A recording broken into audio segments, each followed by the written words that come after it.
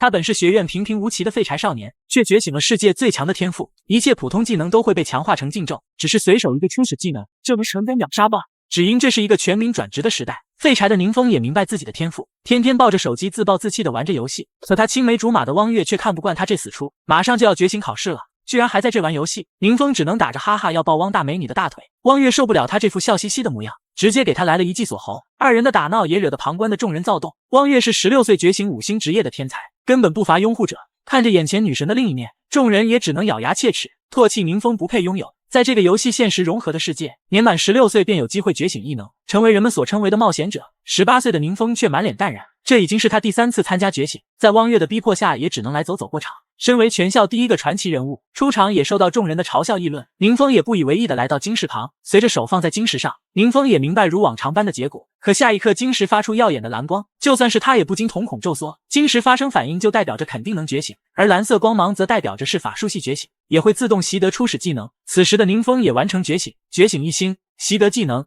泥沼术。身后的齐威老师也不禁惋惜，而下方的人群也开始了猛烈嘲笑。此时，齐威老师也询问着宁风觉醒的技能，喊了几声后，宁风才如惊醒般。齐威以为是他受到了很大的打击，沉寂了那么久，到头来却仍然是一个1星。随后伸手将装备给予宁风，换好就到下一关去。而宁风还处于刚才觉醒的震惊中，原来刚刚他还另外觉醒了系统，并且获得2个被动技能：黑暗同源，你不会遭受黑暗之力反噬，使用禁咒时没有任何代价；奥秘赠礼，禁咒可以每周无消耗释放1次，但黑暗之力是这个世界最邪恶的力量，而禁咒更是属于最高等级的法术，这跟我有什么关系？而在此时，刚刚习得的泥沼术开始自动蜕变，黑化成禁咒，秽土躯壳。这突如其来的一幕让他一脸懵逼，这又是黑化又是禁咒的，听起来不太妙，希望不会影响自己接下来的实战测试吧。随后众人便来到了下一关，这关的规则是50人一组进入秘境与怪物对战，熟悉技能，考生不可以组队，不可以互相攻击，会有无人机监督。宁风在穿戴装备的同时也查看起刚刚黑化的禁咒技能，秽土躯壳，召唤异世界的黑暗之力，形成保护罩，能够碾碎一切靠近的敌人。此刻他也忍不住担心，这会不会是什么邪恶法术？如果被别人发现，那自己就惨了。宁风怀着忐忑的心情前往秘境，秘境之中与外界截然不同。此时先进入的人已经开始了战斗，他们各自施展着技能消灭哥布林。由于全场遍布无人机的监控，宁风暂时不敢随便使出禁咒，也没有其他攻击的手段，现在只能先躲藏寻找机会。秘境外的周队长面露不满，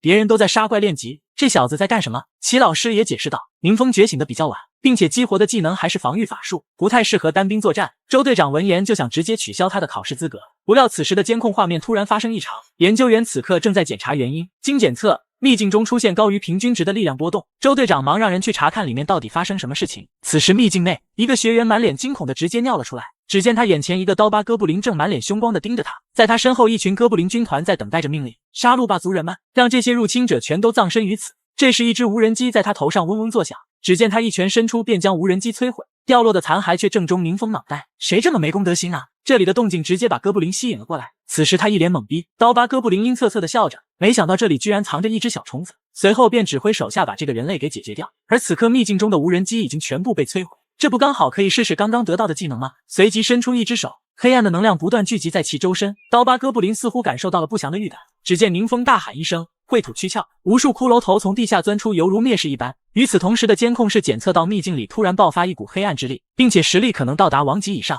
王级以上魔物可以毁灭一座城市，为什么考场里会有如此恐怖的存在？刀疤哥布林此刻显得更为震惊，在这股力量中，自己的手下在不断的被收割。宁风也很不适应这股禁咒的力量，这个能量甚至实质化的包裹着他的双手，黏黏糊糊的很恶心。而这股力量依旧不断的击杀着场上的哥布林军团，宁风的经验值也在蹭蹭的往上涨。刀疤哥布林十分震惊，人类竟然拥有如此强大的黑暗之力，眼看着攻击朝自己袭来，刀疤哥布林刚想逃，却发现自己动不了了，只能留下一声哀嚎便消失在这个世上。解决完哥布林军团后，宁风的等级直接来到了10级，往年的实战测试他们顶多能升个1-2级，自己真的是太优秀了。同时精英怪出现在考场的事情也让他很是疑惑，思索间他面前也出现了许多掉落的战利品，其中竟然还有2件橙色品质的先锋徽记，敏捷属性永久加10，以前从来没见过这种东西。图影钩爪，等级要求20，有一定几率触发连击，虽然现在用不了，但是可以卖到不少钱呢。这下子人生巅峰近在眼前。这时一道通报传来，要求考生放弃测试，并且立马撤离。缓过神的他此时也开始注意周围，周围已经一片荒芜，禁咒的威力竟然恐怖如斯。宁风赶快拿出了传送卷轴，这玩意不能被别人发现，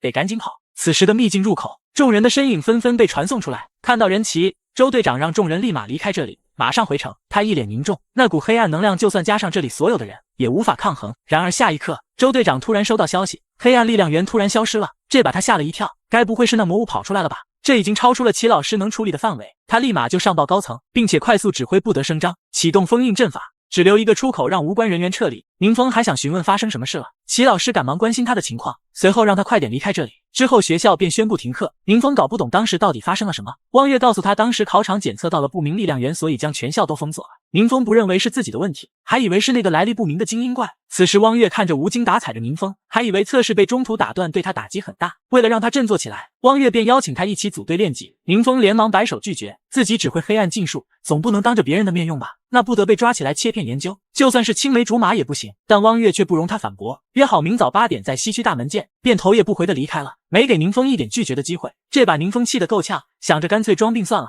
但是想到汪月的性格，还是放弃了这个想法。之后宁风便来到远程交易所，他打算买一件附带泥沼术的装备，明天忽悠汪月，顺便把掉落的战利品一起卖了。进入交易所后，一个充满风情的销售迎接上来，先生有什么可以帮到您？随即宁风向其表达出自己想要的装备，但销售却没为他寻找合适的装备，反而推荐他购买其他的高阶装备。宁风闻言连忙摆手，表示自己只是临时用一下，没必要买更高阶的装备。销售见状只当他是一个穷鬼，转身便离开，然后随手便让新来的销售服务宁风。新来的销售也没有怠慢，带着宁风逛了好几家店，最终宁风还是选中了一枚戒指完成交易，随后便问起销售哪里可以出售战利品。在他的指引下来到了鉴定室，里面坐着一个露出一颗大金牙的王大师。宁风立马拿出图影钩爪给王大师鉴定，王大师立马开启技能鉴定，并且询问宁风对价格有什么要求。宁风哪里懂这件装备的价格，只能说到价格越高越好。王大师闻言也立马去联系客户，并让销售杨鑫招待好宁风。经过一段时间的等待，王大师也回到了鉴定室。当得知卖出5万金币的时候，宁风也一阵愕然，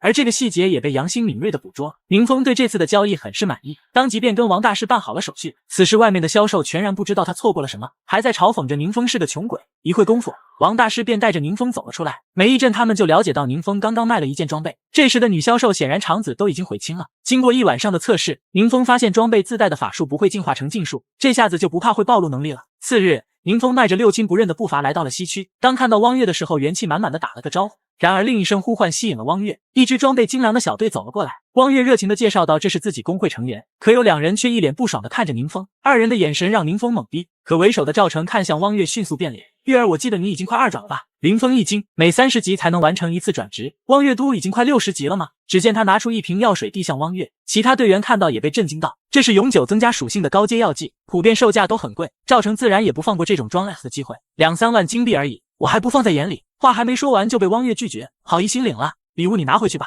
也不给赵成说话的机会，转身便准备离开。赵成感觉失了面子，伸手便指着宁风开喷，你真的要在这种废物身上浪费时间吗？一星的废物，这辈子都不可能有什么出息。宁风则无语，真想一个禁咒就给他嘎了，随后转身不屑地看着他。区区一个加3敏捷的药剂也有脸拿出来，盾战士也在一旁拱火嘲讽。赵成表示只要你拿得出来，我跪下给你磕头。听见这句话的宁风瞬间来劲，右手一道晨光闪出，汪月这是我送给你的礼物，先锋徽记。汪月则两眼懵逼，这是啥？以前从来没有见过。众人也不可思议，怎么可能有永久加10的道具？宁风也不过多解释，便将其递到汪月身前，先锋徽记也化为金光向汪月融合。感受到加成后，汪月也兴奋了，属性真的永久增加了。赵成此时已经冷汗直流，磕头记得响一点，我耳背听不清。众目睽睽下的赵成骑虎难下，团员也避而远之。迫于压力，双腿落下，重重一声响起。宁风也没有太在意，摆摆手就拉着汪月离去。汪月为自己队友这样对待宁风感到愧疚。宁风露出笑脸煽情道，你不用陪我的，我更希望你早点完成2转，考上更好的大学。汪月见他这样子，以为他要自暴自弃，立马就慌了，随即拿出早就准备好的技能书，等你升到相应的级别就把他们都学了。清一色的都是紫色品质，虽然比不上先锋徽记，但也很贵。宁风也没有拒绝他的好意，随后便来到秘境险恶墓园的外围，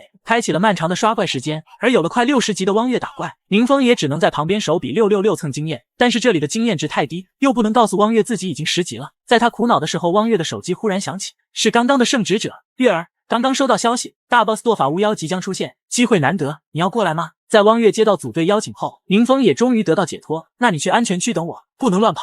此时的他兴高采烈，终于能去偷 boss 了。随后便目送着汪月离开。宁风眼神瞬间凌厉，大 boss 都出现了，看来今天没有白来。幸好昨天学习了2个技能，正好可以试试威力。可惜现在10级只有3个技能栏，不然可以将汪月送的技能书用掉。林峰决定现在先去偷个 boss， 提升一下自己的等级先。但在险恶墓园中，怪物众多 ，BOSS 只在秘境深处的高塔出现，不少队伍已经闻风而来，最前方也已经开始爆发大规模战斗。首当其冲的就是汪月和赵成所在的宿世公会，而这时的秘境险恶墓园深处的高塔，一个传送门忽然出现，宁风从中走出，不愧是禁咒级的空间魔法。仅仅一瞬便到达目的地，极行术所蜕变的虚空导行，虽然只能持续1个小时，但也已经足够。此时的地面冒出一团黑炎，堕法巫妖从中显现出来，然而就被突然出现的宁风吓了一跳，抬手便施展技能拉开距离。看着技能砸向宁风后，巫妖也渐渐缓过神，不自量力的冒险者，你怎么敢一个人就来的？但此时的宁风已经传送到了巫妖身后，因为我要把战利品都拿到手。还不等他有所反应，宁风已经抬手使出由火球术蜕变的黑暗禁咒天陨火雨，刹那间无数带火的陨石向巫妖砸去，撞击产生了巨大的爆炸。当灰尘散去，却只见宁风的身影出现，伴随一连串的提示声，周围的小怪也连带着被消灭。随着最后击杀堕法巫妖的5万经验值到账，自己的等级从10级直接来到30级。看着这次掉落的3件橙色品质的装备，宁风首先拿起巫妖灰烬开始吸收，系统的声音也随着响起，检测到特殊物品巫妖灰烬，转职时可开启隐藏职业亡灵巫师或激活隐藏职业全系法神前置任务。宁风十分惊喜，隐藏职业天生罕见，没想到这些灰烬是激活隐藏职业的关键，而真男人要当就当全系法神。随后便选择激活全系法师前置任务。此时的另一边，因为宁风天陨火雨的覆盖，黑暗能量一部分泄露，导致魔法波动席卷，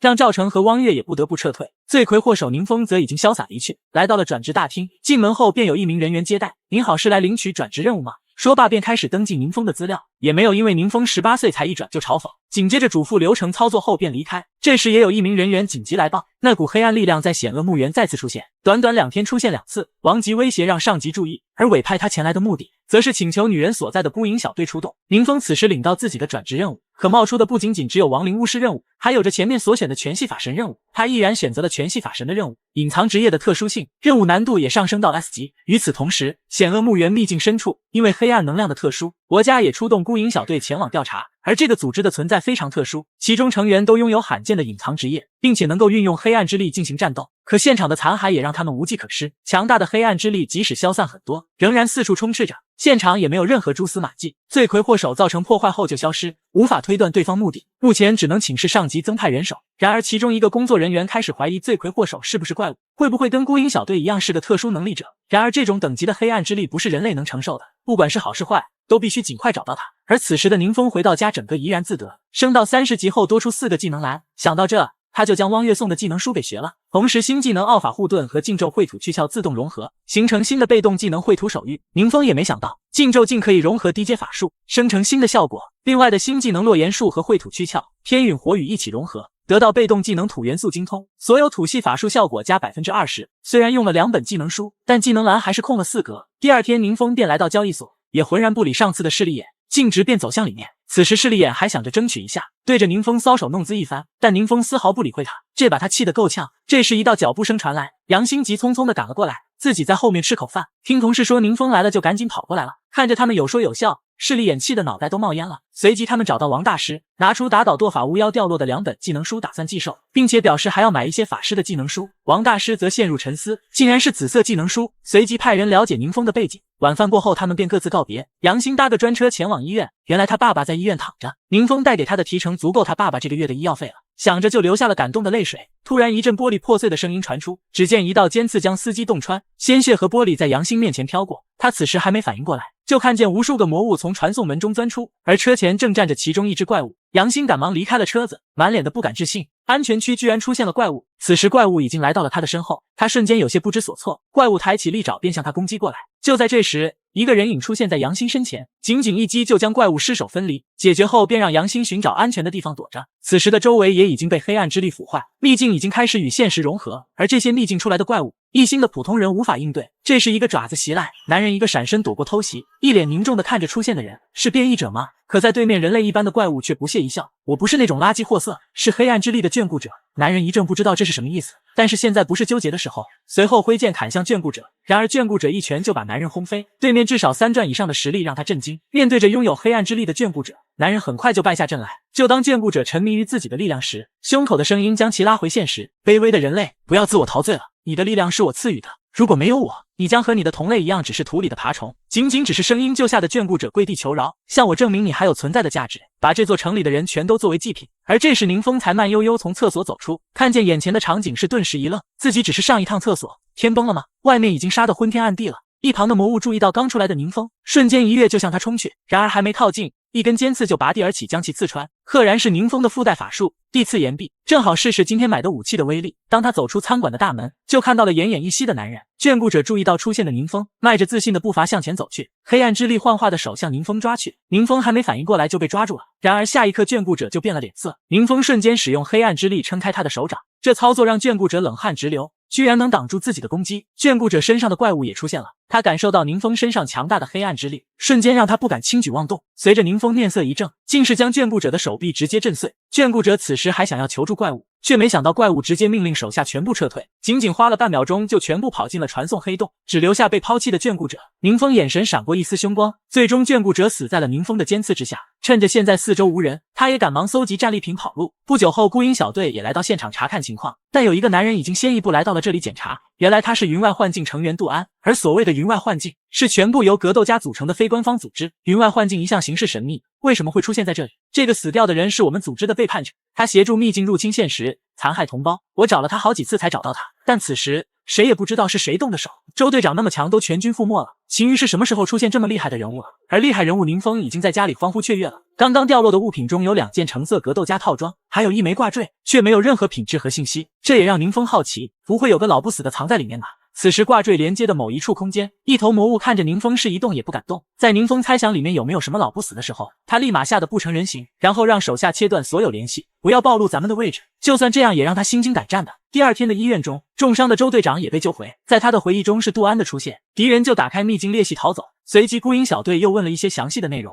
发现还是没什么进展就离开了。宁风来到了做转职任务的地点灰阳神殿，全然不知后面跟着个小老鼠，这人赫然是云外幻境的杜安。原因是前几天他查到交易所出现了一套格斗家装备，跟着王大师提供的线索他找到了宁风，所以现在跟踪宁风，打算看他到底是何方神圣。不敢相信这么年轻的人能击退秘境入侵的怪物，自己师傅都无法做到，就算不是他背后的人也不容小觑。没一会宁风就来到了神殿入口，这里已经有许多冒险者在做着任务了。宁风也想快点完成任务，他抬起手，一道光束便笼罩着他，光芒散去，宁风也换上了他的新手装备，不过那装扮却是让杜安一阵无语，这么普通，就跟个没毕业的学生一样。这时宁风已经向着神殿走了进去，突然宁风察觉到了一丝危险，下一秒一道攻击便来到了宁风面前，然后狠狠地砸在了他的护盾上。这眨眼间的事情惊呆了杜安，那个是怎么都攻不破的绝对防御吗？怪物都因为太过害怕而四处逃窜。这时宁风停了下来，他来到了神殿的 BOSS 阵，然而 BOSS 依旧一动不动地坐在那。这时的 BOSS 已经满头大汗了，宁风也没有在意，径直地往 BOSS 身后走去。原来他的转职任务竟是击败神殿的隐藏 BOSS 六翼天使。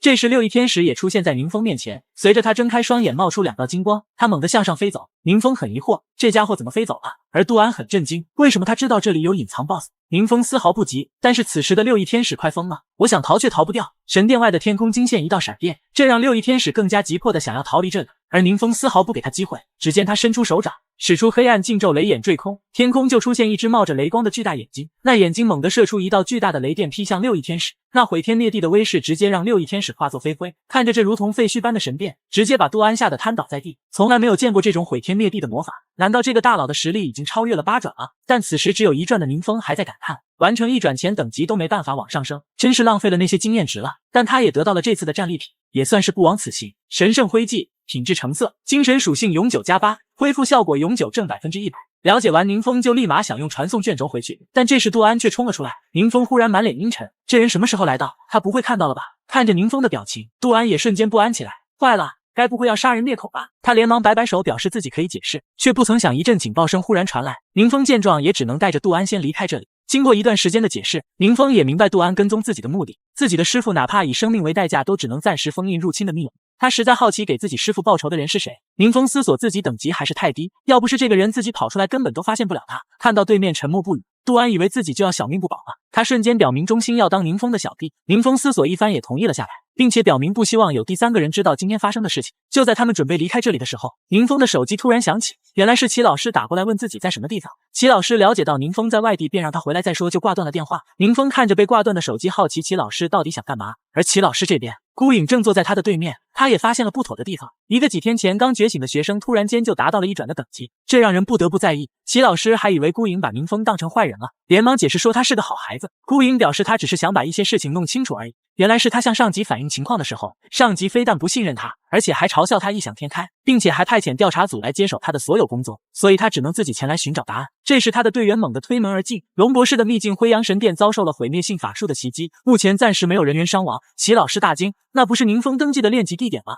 孤影此刻也仿佛得到了答案一般，长舒了一口气。而龙博士这边升起了巨大的护盾，人群里都在担惊受怕，他们并不知道灰阳神殿发生了什么事情。护卫也在前方安抚着人们，刚才的动静直接触发了最高警戒。宁风满头黑线，然而护盾上方的空间突然撕裂，怪物大军从裂缝中走了出来，随着为首的怪物伸出手指，其身后的怪物便如潮水般蜂拥而至，直接将护盾破开一个口子。护卫刚产生一股奇怪的感觉，怪物们就来到了人群面前，冒险者们一脸惊惧，为什么怪物能突破护盾？随着人群的惊慌，场面越发不可控。杜安此刻守在宁风面前，并解释道，这又是一场高强度的秘境入侵，我们要不要出手？宁风好奇他是有解决的办法吗？他却想入非非，以为宁风在考验他，然后对着宁风说交给他来解决。宁风心想自己不方便出手，就由他去了。那边的怪物还在大肆破坏，冒险者纷纷与之战斗，却也只能被一巴掌拍飞。有些冒险者甚至都失去了斗志。首领怪看到人类这么弱，都觉得扫兴起来，旋即便冲向人群展开杀戮。就在他挥刀砍向一个落后的女孩时，血溅一道剑光闪过，原来是杜安上来挡住了攻击。怪物瞬间来了兴致，也不全是垃圾吗？杜安眼神凌厉，挥手一砍便将怪物击退。他口吐蓝色的鲜血，震惊地看向杜安，而杜安一跃而起，对着怪物挥出一套极远光。只见无数道剑光挥洒，怪物便在这猛烈的攻击中炸成碎片。这一幕直接震惊围观群众。杜安等级137，正是5星隐藏职业秘传武者。宁风见后表面毫无波澜，暗地里却冒起了星星眼，这也太厉害了。宁风也不由得为他竖起大拇指。而在别人看来，他们就像大家族的公子带护卫出来历练。此时杜安掏出 BOSS 掉落的战利品递给宁风，一旁的吃瓜群众仿佛自己得到一般兴奋起来。这本敏捷系的技能书宁风打算留给汪月，还有一个恶魔古盾他打算拿来卖钱。而龙博士的市长也在事后前来道谢，他笑呵呵地看着宁风二人，两位有点面生，不像本地人啊。宁风叹了口气，我们是过来办事的，没想到被封在这里。市长听到还以为他们很不满意，吓得满头大汗，立马道歉，是我们工作失误，给你们造成不便了。随后命令手下去把自己刚买的飞行卷轴拿过来赔礼道歉。宁风闻言也是乐开了花，那可是稀罕玩意啊，虽然只能使用一次。市长还想着聘请宁风二人停留几天，但是宁风的转职任务只限3天，错过了就永远无法完成1转，还是拒绝了市长的请求。一会儿功夫，飞行卷轴送了过来，市长也掏出了远程交易所的至尊黑卡递给宁风。宁风惊讶地看着至尊黑卡，这可是极少数成功人士才能拥有的卡，这位市长的身份应该不简单。宁风毫不客气地收了下来，看见对方收下市长才放下心来，随后请求宁风如果以后遇到危险，希望能向他求助。宁风闻言表示自己有时间的话就没有问题。听到宁风答应了下来，市长几人都高兴的手舞足蹈。另一边的转职大厅，汪月的队友此时正在等着汪月出来，没一会他们就走了出来。这时候一道声音吸引了汪月的注意力，只见天空中2道身影飞过，汪月看到其中的一个人好像是宁风。赵成闻言嘲笑道，飞行卷轴几千金币一张，那穷鬼怎么可能买得起？听到他在说宁风坏话，汪月瞬间怒了。瞧见女神发怒，赵成也一脸憋屈。这时队友们也过来问他们领到了什么转职任务，赵成直接说他领到了1级的转职任务，而汪月则是领到了 S 级转职任务。其他人都一脸的不敢置信，并且自己解锁了从没见过的隐藏职业。汪月的思绪回到了转职阵里，此时法阵中检测到汪月拥有先锋徽记，可从原职业迅捷射手进阶为尖锋优异，转职任务也会发生相应变化。是否确认进阶？看到这样的界面，汪月很懵逼。宁风送给自己的先锋徽记居然还有这种作用，他当时表现得相当自信，难道是他早就知道这回事？想清楚他也没犹豫，直接选择了进阶。圣职者觉得这样做出决定太随便了。赵成不敢相信，觉醒的时候职业就已经确定，怎么可能转职的时候还会触发隐藏职业？万一选错了，这辈子就毁了。但汪月只是随口回了一句，我的事情不劳烦你操心。此时其他队员都在羡慕着汪月，全然不顾赵成那怒气冲冲的样子。他暗想，不管要花多大的代价，都要派人找到那个徽记。而宁风此刻的手中还握着一块徽记，神圣徽记，品质橙色，体力属性永久+5，精神属性永久+5。随着徽记的激活，他也化作一道光冲进宁风的身体里，感觉到实力的提升，宁风露出兴奋的表情，而且还新增了个被动技能，运转自如，对黑暗之力的掌控大大提升，能够准确无误的操纵禁咒。杜安此时也在外面给宁风守着门，孤影也在这时来到这里，看到杜安在这，他心想他们2个怎么会凑到一起？这种强者哪怕放在全国都是凤毛麟角。然而进来的时候就听工作人员讲，那个格斗家对宁风十分恭敬，他对齐老师说道，你这个学生不简单啊。而此时宁风已经转职完成了。宁风跟杜安走出转职大厅后，就被齐老师叫住。齐老师说自己有些事情想了解一下。杜安闻言立马识趣的离开了。留下一脸尴尬的宁风。齐老师这时开口道：“宁风，你已经完成1转了是吗？”这让宁风瞪大眼睛，一时间不知道该说什么好。这也被发现的太快了吧？不过齐老师应该不会害我。想到这，宁风也承认了下来。然后齐老师又问起宁风有没有受到黑暗之力的侵蚀。宁风很疑惑，为什么齐老师会这么问？齐老师只是担心宁风会不会变成变异者。随后拿出一块晶石让宁风检测一下，把力量注入这块晶石就能显示体内黑暗之力的含量。宁风见状一脸的紧张，齐老师看到顿时有股不好的猜想。而宁风犹豫了一下，还是伸手靠近那块晶石，但就在接触的一瞬间，晶石忽然爆裂开来。宁风一脸懵逼，齐老师见状魂都要吓没了。宁风很好奇到底发生了什么事，而齐老师显然也不知道这是怎么一回事。暗影交给自己的时候只是说这枚魔晶对黑暗之力十分敏感，他检测到变异者身上的黑暗之力会发生抖动，抖动幅度越剧烈说明黑暗之力的含量越高，但是现在的话只能将这种情况报告上去。宁风也理解齐老师的难处，但是他也不知道官方知道后会有什么反应，实在不行就只能离开秦于室了。这时齐老师突然掏出一本技能书，这是给你准备的礼物，祝贺你顺利完成1转。宁风心中一暖，随后也掏出了准备给齐老师的礼物，圣洁羽翼，加20精神，加50%体力恢复及治疗效果，加100%黑暗抗性，并且释放治疗类法术时无需吟唱。齐老师瞧见宁风随随便便就掏出一件盛装，惊讶不已，随即表示这份礼物太贵重，他不能收。宁风只是笑笑解释这是他转职任务中的战利品，随后交给齐老师便离开了。齐老师拿着破碎的魔晶回到了冒险者办公室，孤影也是第一次看到这种情况，他们害怕官方对宁风产生什么伤害，还是决定不再追查宁风的消息了，并且如果他真是一位强者，这样激怒他反而损失更大。随后他命令手下停止调查，严格封存所有相关信息。齐老师闻言立马举手赞同。见宁风这边进展不了，孤影就把注意打到了杜安身上。宁风这边回到家就立马瘫在沙发上，要是以后每次练级都得破坏一个秘境，迟早还会惹上更大的麻烦。杜安实在不知道怎么接他的话，便提议到去一些不在官方备案的秘境练习会不会好一些。最近世界涌现许多新的秘境，有一些官方抽不出精力去管理，有一些被邪恶势力占据。宁风问他有没有这种秘境的消息，但是杜安目前手上也只有2个，需要的话还可以去搜集。杜安出面肯定比他方便得多，他也就交给杜安了，并且决定明天去交易行把战利品卖掉。从宁风家里出来后，杜安想着随便找个酒店住一晚先，却碰到秦于市的新市长过来找他。他过来是想了解一下杜安有没有常住的打算，在确认他有在这常住的打算后，市长也掏出了一张特殊冒险者凭证递给杜安，如果有什么需求尽管说，我们会尽力满足。思索一番，杜安也选择收了下来，说不定对宁风大佬有用呢。而市长此时在为自己招揽了一位4转强者而沾沾自喜。宁风刚准备关手机睡觉，就看到班级群里不停地弹出信息，没想到李大能在群里阴阳怪气的艾特自己，这家伙是汪月的爱慕者，但是老子打游戏跟你有什么关系？这时齐老师出来骂了句李大能，吓得他赶紧把消息撤回了，这把宁风逗乐了，齐老师真够意思。这时一道消息吸引了宁风的注意力，景浩多地爆发秘境入侵，造成严重伤亡。宁风没想到世界异变这么严重了，这才刚过几天的好日子啊，可惜让上次那家伙跑了，不然弄死他就没那么多事了。远在另一处空间的怪物突然打了个喷嚏，怎么莫名其妙有股心慌的感觉。第二天，画面来到远程交易所，此时杨欣还带着伤跑来上班，这也免不了被势力女销售一阵嘲讽，伤还没好就跑来上班，是为了攀高枝来了吧？杨欣自然被这话气得连连否认，但势利眼却依旧说着宁风只是个小偷而已。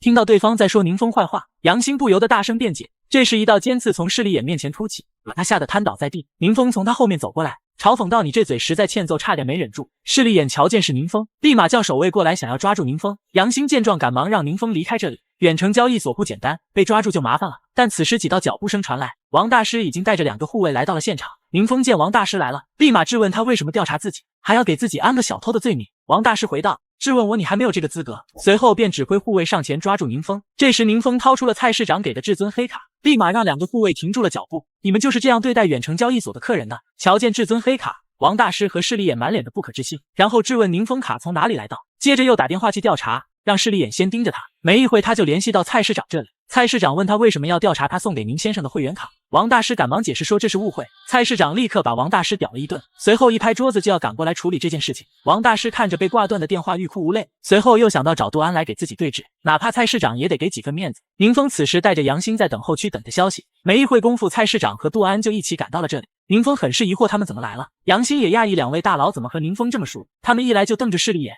这把势利眼都快吓尿了。随后又看到一脸颓丧的王大师，他还没有明白问题的严重性。蔡市长询问宁风需要他们的道歉吗？宁风摇摇头，坦言说他们不像是道歉就能悔改的。然后蔡市长立马指着他们让他们赶紧收拾东西滚蛋，被辞退的他们仿佛天塌了一般。王大师突然面露凶相给了势利眼一巴掌，都怪你这个贱人。蔡市长见状无奈斧头，然后命令守卫把他们都赶出去。解决完后，他们便来到了 VIP 室，杨欣很贴心的在这里给他们斟茶倒水，蔡市长庆幸宁风对杨欣的印象不错，起码没有把他们交易所的好感全败光。随后客气的让杨欣好好工作，交易所不会亏待他的。这把杨欣感动得一塌糊涂。看到蔡市长为了他的事情大老远跑了一趟，宁风也有些不好意思。蔡市长并没有在意这点小事。随后他问宁风刚刚在看交易所的真品名录，是不是有上面感兴趣的东西？宁风也表示自己想找一个叫做终末遗毒的东西。然而蔡市长和杜安都满脸问号，那是什么东西？能够全属性加100的终末遗毒到底是什么？就连市长和四转大佬也丝毫没有听说过这东西。随着调查组的出现，很快就给宁风解答了这个问题。前一天宁风拿出了齐老师给的技能书，它的作用是法师在战斗中可以临时补充法力。宁风满怀期待的使用了技能书，不知道能蜕变成什么样的劲咒。随后技能书便化作一道光芒钻进了宁风的脑袋。至暗河流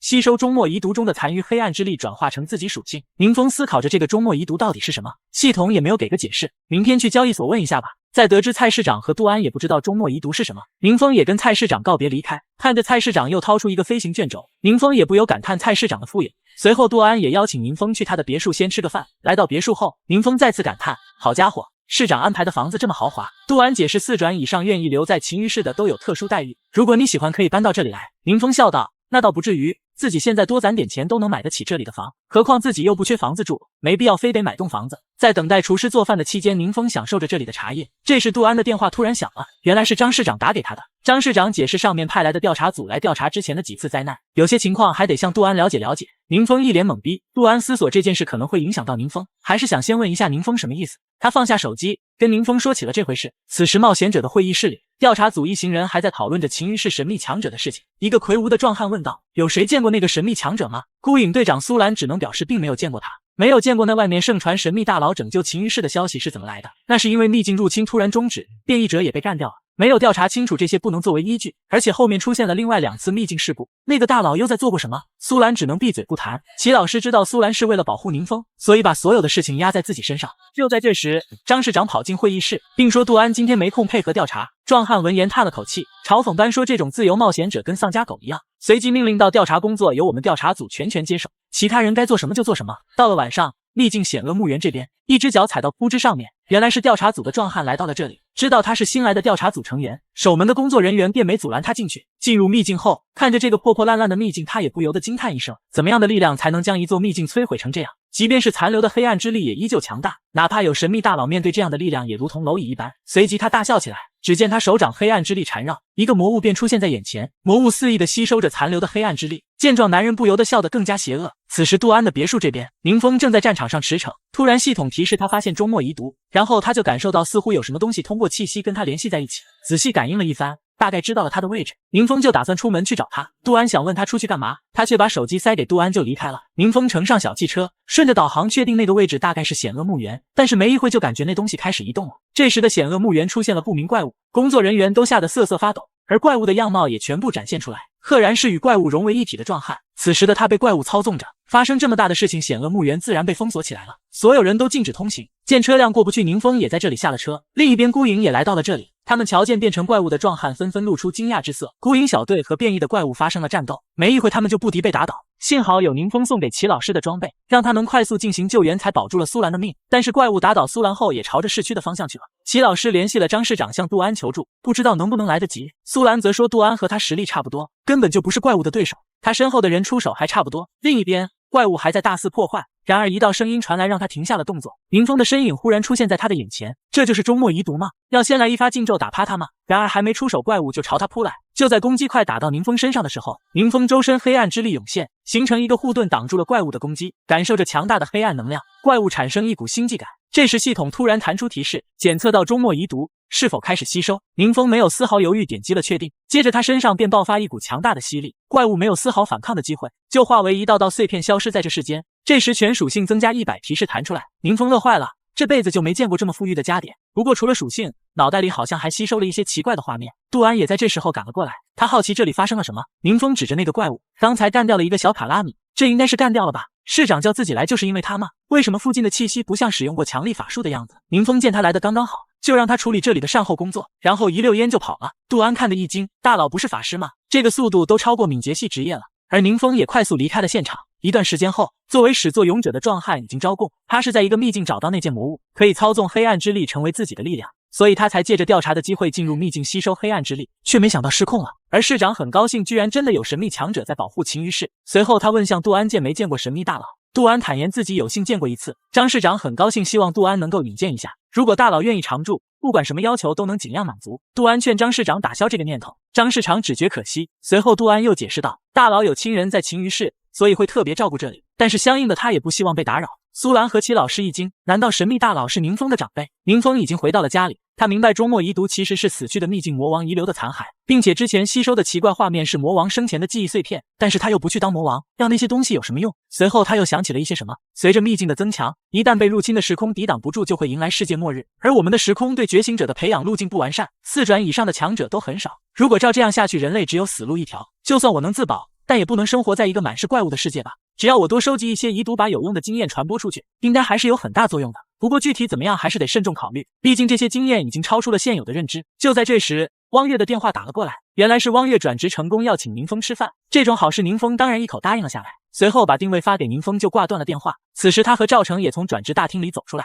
看到同伴他张大了眼睛，只见他们拿出礼炮庆祝着汪月两人的2转成功。赵成听着周围的崇拜声洋洋得意，随后又邀请汪月晚上一起去吃饭，但是汪月表示自己晚上有别的事情就婉拒了。剩下几名队友面面相觑，赵成气得脸色涨红，徐婷还在为汪月打着圆场，赵成却煽动着汪月不仅完成了 S 级转职任务，还觉醒了新的隐藏职业，大家的距离只会越来越大，恐怕总有一天他会彻底脱离这个战队。这话让徐婷不由得也担忧起来。汪月邀请宁风吃烤全羊，看着美味的烤全羊，宁风直流口水，大喊一声交给就开动了。汪月很感谢宁风的徽记帮助自己激活了隐藏职业。宁风奇怪那个徽记能激活隐藏职业吗？但是在魔王的记忆里发现我们这个时空的觉醒者职业的确没有达到最佳状态，难道就是那个徽记的作用吗？汪月也想问一下那个徽记在哪里能找到。宁风表示自己也不清楚。汪月很失望，要是能买到就能送给宁风和伙伴。看着汪月为自己考虑的样子，宁风露出姨母笑。随后汪月告诫宁风要多加练级，等找到适合的徽记说不定也能激活新的职业。宁风直接摆烂求女神保护。这时汪月突然吃痛一声，宁风连忙关心发生什么事情了。汪月解释这是完成 S 级任务的时候受了点伤，虽然治疗过了，但还得休养一段时间。宁风不解，原来 S 级任务难度这么大吗？这时一个电话又打了过来，宁风接听询问对方是谁，谁知对方直接劈头盖脸的问宁风徽记从哪搞来的。宁风也不惯着他，直接挂断了电话。汪月好奇发生什么事情了，宁风解释说有个口气很臭的家伙问他徽记哪里来的。汪月瞬间不淡定了，我没有跟外人说过呀，怎么回事？宁风也不在意，继续啃着羊肉。谁知那个人继续打来电话，一开口就说敢挂老子电话，信不信老子让你吃不了兜着走。宁风现在也不想在汪月面前太张扬，没理会那个人，直接就挂断了电话。一会功夫，整只羊都到了宁风的肚子。汪月还想送宁风回家，但是宁风直接拒绝了。等他回到家的时候，却突然被眼前的一幕震惊，只见自己家里被搜得乱七八糟的，就连珍藏的杂志都被翻了出来。这时一道脚步声传来，一个黄毛走出来，哟呵，小兔崽子终于回来了。宁风眼神凌厉，刚刚就是你打电话给我。黄毛把日记本一扔说道，没错，老子说过让你吃不了兜着走。宁风还想问谁派他来的，黄毛一脸瞧不起宁风，没人告诉你面对强者的时候要保持尊重吗？就在这时，一个人忽然从宁风身后偷袭过来，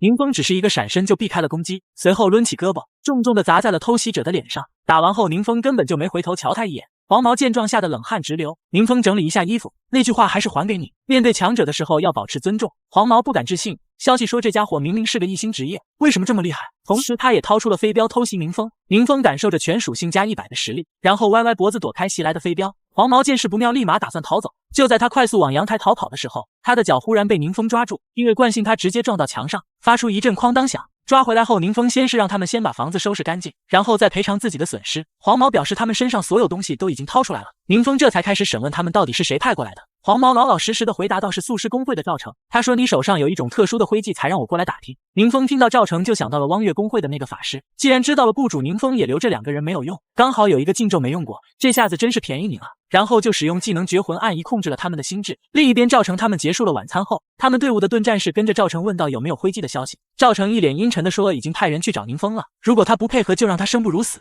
盾战士还担心会不会被汪月知道，赵成却表示他管不了那么多了。这时盾战士提起和汪月做转职任务的时候，赵成让他放 boss 过去让汪月吃苦头，然后再来个英雄救美，却没想到汪月拼着受伤把 boss 给干掉了。忽然他们前面冒出来一个人影，把他们吓到，原来是黄毛出现在他们面前。赵成只在乎自己想要的消息有没有得到，全然没注意到黄毛的脸阴沉的可怕。当得知让汪月受伤的就是眼前这2个家伙，宁风再也忍不住了，抬手就掐住2人的脖子，准备好迎接审判吧。伤害汪月的人都得死，而且也别想死的那么容易。宁风让他们好好体会了一番什么叫做生不如死，直到化为灰烬。同时黄毛的身体也逐渐消散，感受他们消失在这世间。宁风开始反思自己的处境，自己住在普通小区，根本挡不住高阶觉醒者的进出。本来打算从魔王的记忆中提取出一些重要的内容保存下来，幸好还没有开始，不然被发现麻烦就大了。想想干脆还是搬到杜安那里去，毕竟他是4转强者。来到杜安别墅，在听闻有人对宁风下手，杜安也是非常愤怒，当即就要去调查什么人在搞鬼。宁风得知前因后果也不着急，随后问向杜安认不认识一些靠谱的炼药师。杜安好奇询问宁风对炼药师有什么要求，宁风提出了一点点的要求，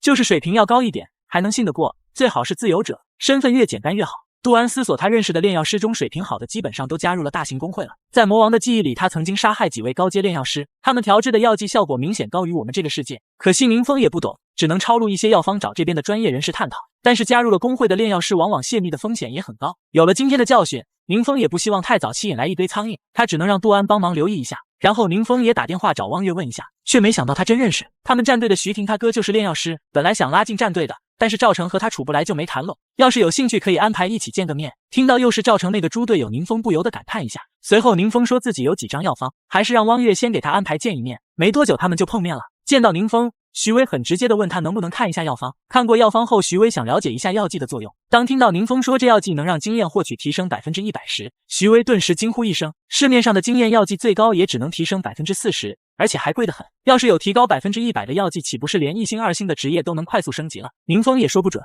所以才过来请教一下的。随后徐威便打算先去做一下实验，他把徐婷喊过来给宁风泡茶。他们有说有笑的等了好一会，此时楼上乒铃乓啷的声音吸引了他们的注意，他们好奇发生什么事情了，随后便跑上楼去查看。刚上来，徐婷就看见一只东西飞出来，这是他哥做实验用的史莱姆。突然一个火球术飞过来，把史莱姆轰成渣，这让3人都吃了一惊。只见徐威一直念叨着成了，真的是提升100%，这让两女满头问号。见到宁风后，他兴奋地抓住宁风，对他说自己用史莱姆试过，这药剂真的可以提升100%经验。宁风暗戳戳地想着其他药方应该也可以用了。徐威说着又发出一击火球术，把旁边一只史莱姆又轰成了渣。当他们把药剂的作用告诉两女，显然他们也被震惊到了。徐威看着他们震惊的模样，赶忙让他们注意保密，随后看向宁风问他打算怎么办。如果售卖的话，绝对能赚到无法想象的财富。宁风顿时也思索起来，这时手机一直在响，他看了一下，发现是班级群发来消息，下周1开始要到林氏的秘境练级，同学们也都纷纷响应。宁风看着消息思索了一阵，然后决定把经验药水先给自己人用。徐婷立马询问他是不是自己人，得到肯定的答案，他兴奋的手舞足蹈。宁风思索着，这种药剂一旦到市面，肯定会造成轰动的，到时候肯定有很多不怀好意之人，还是先把自己的势力培养起来，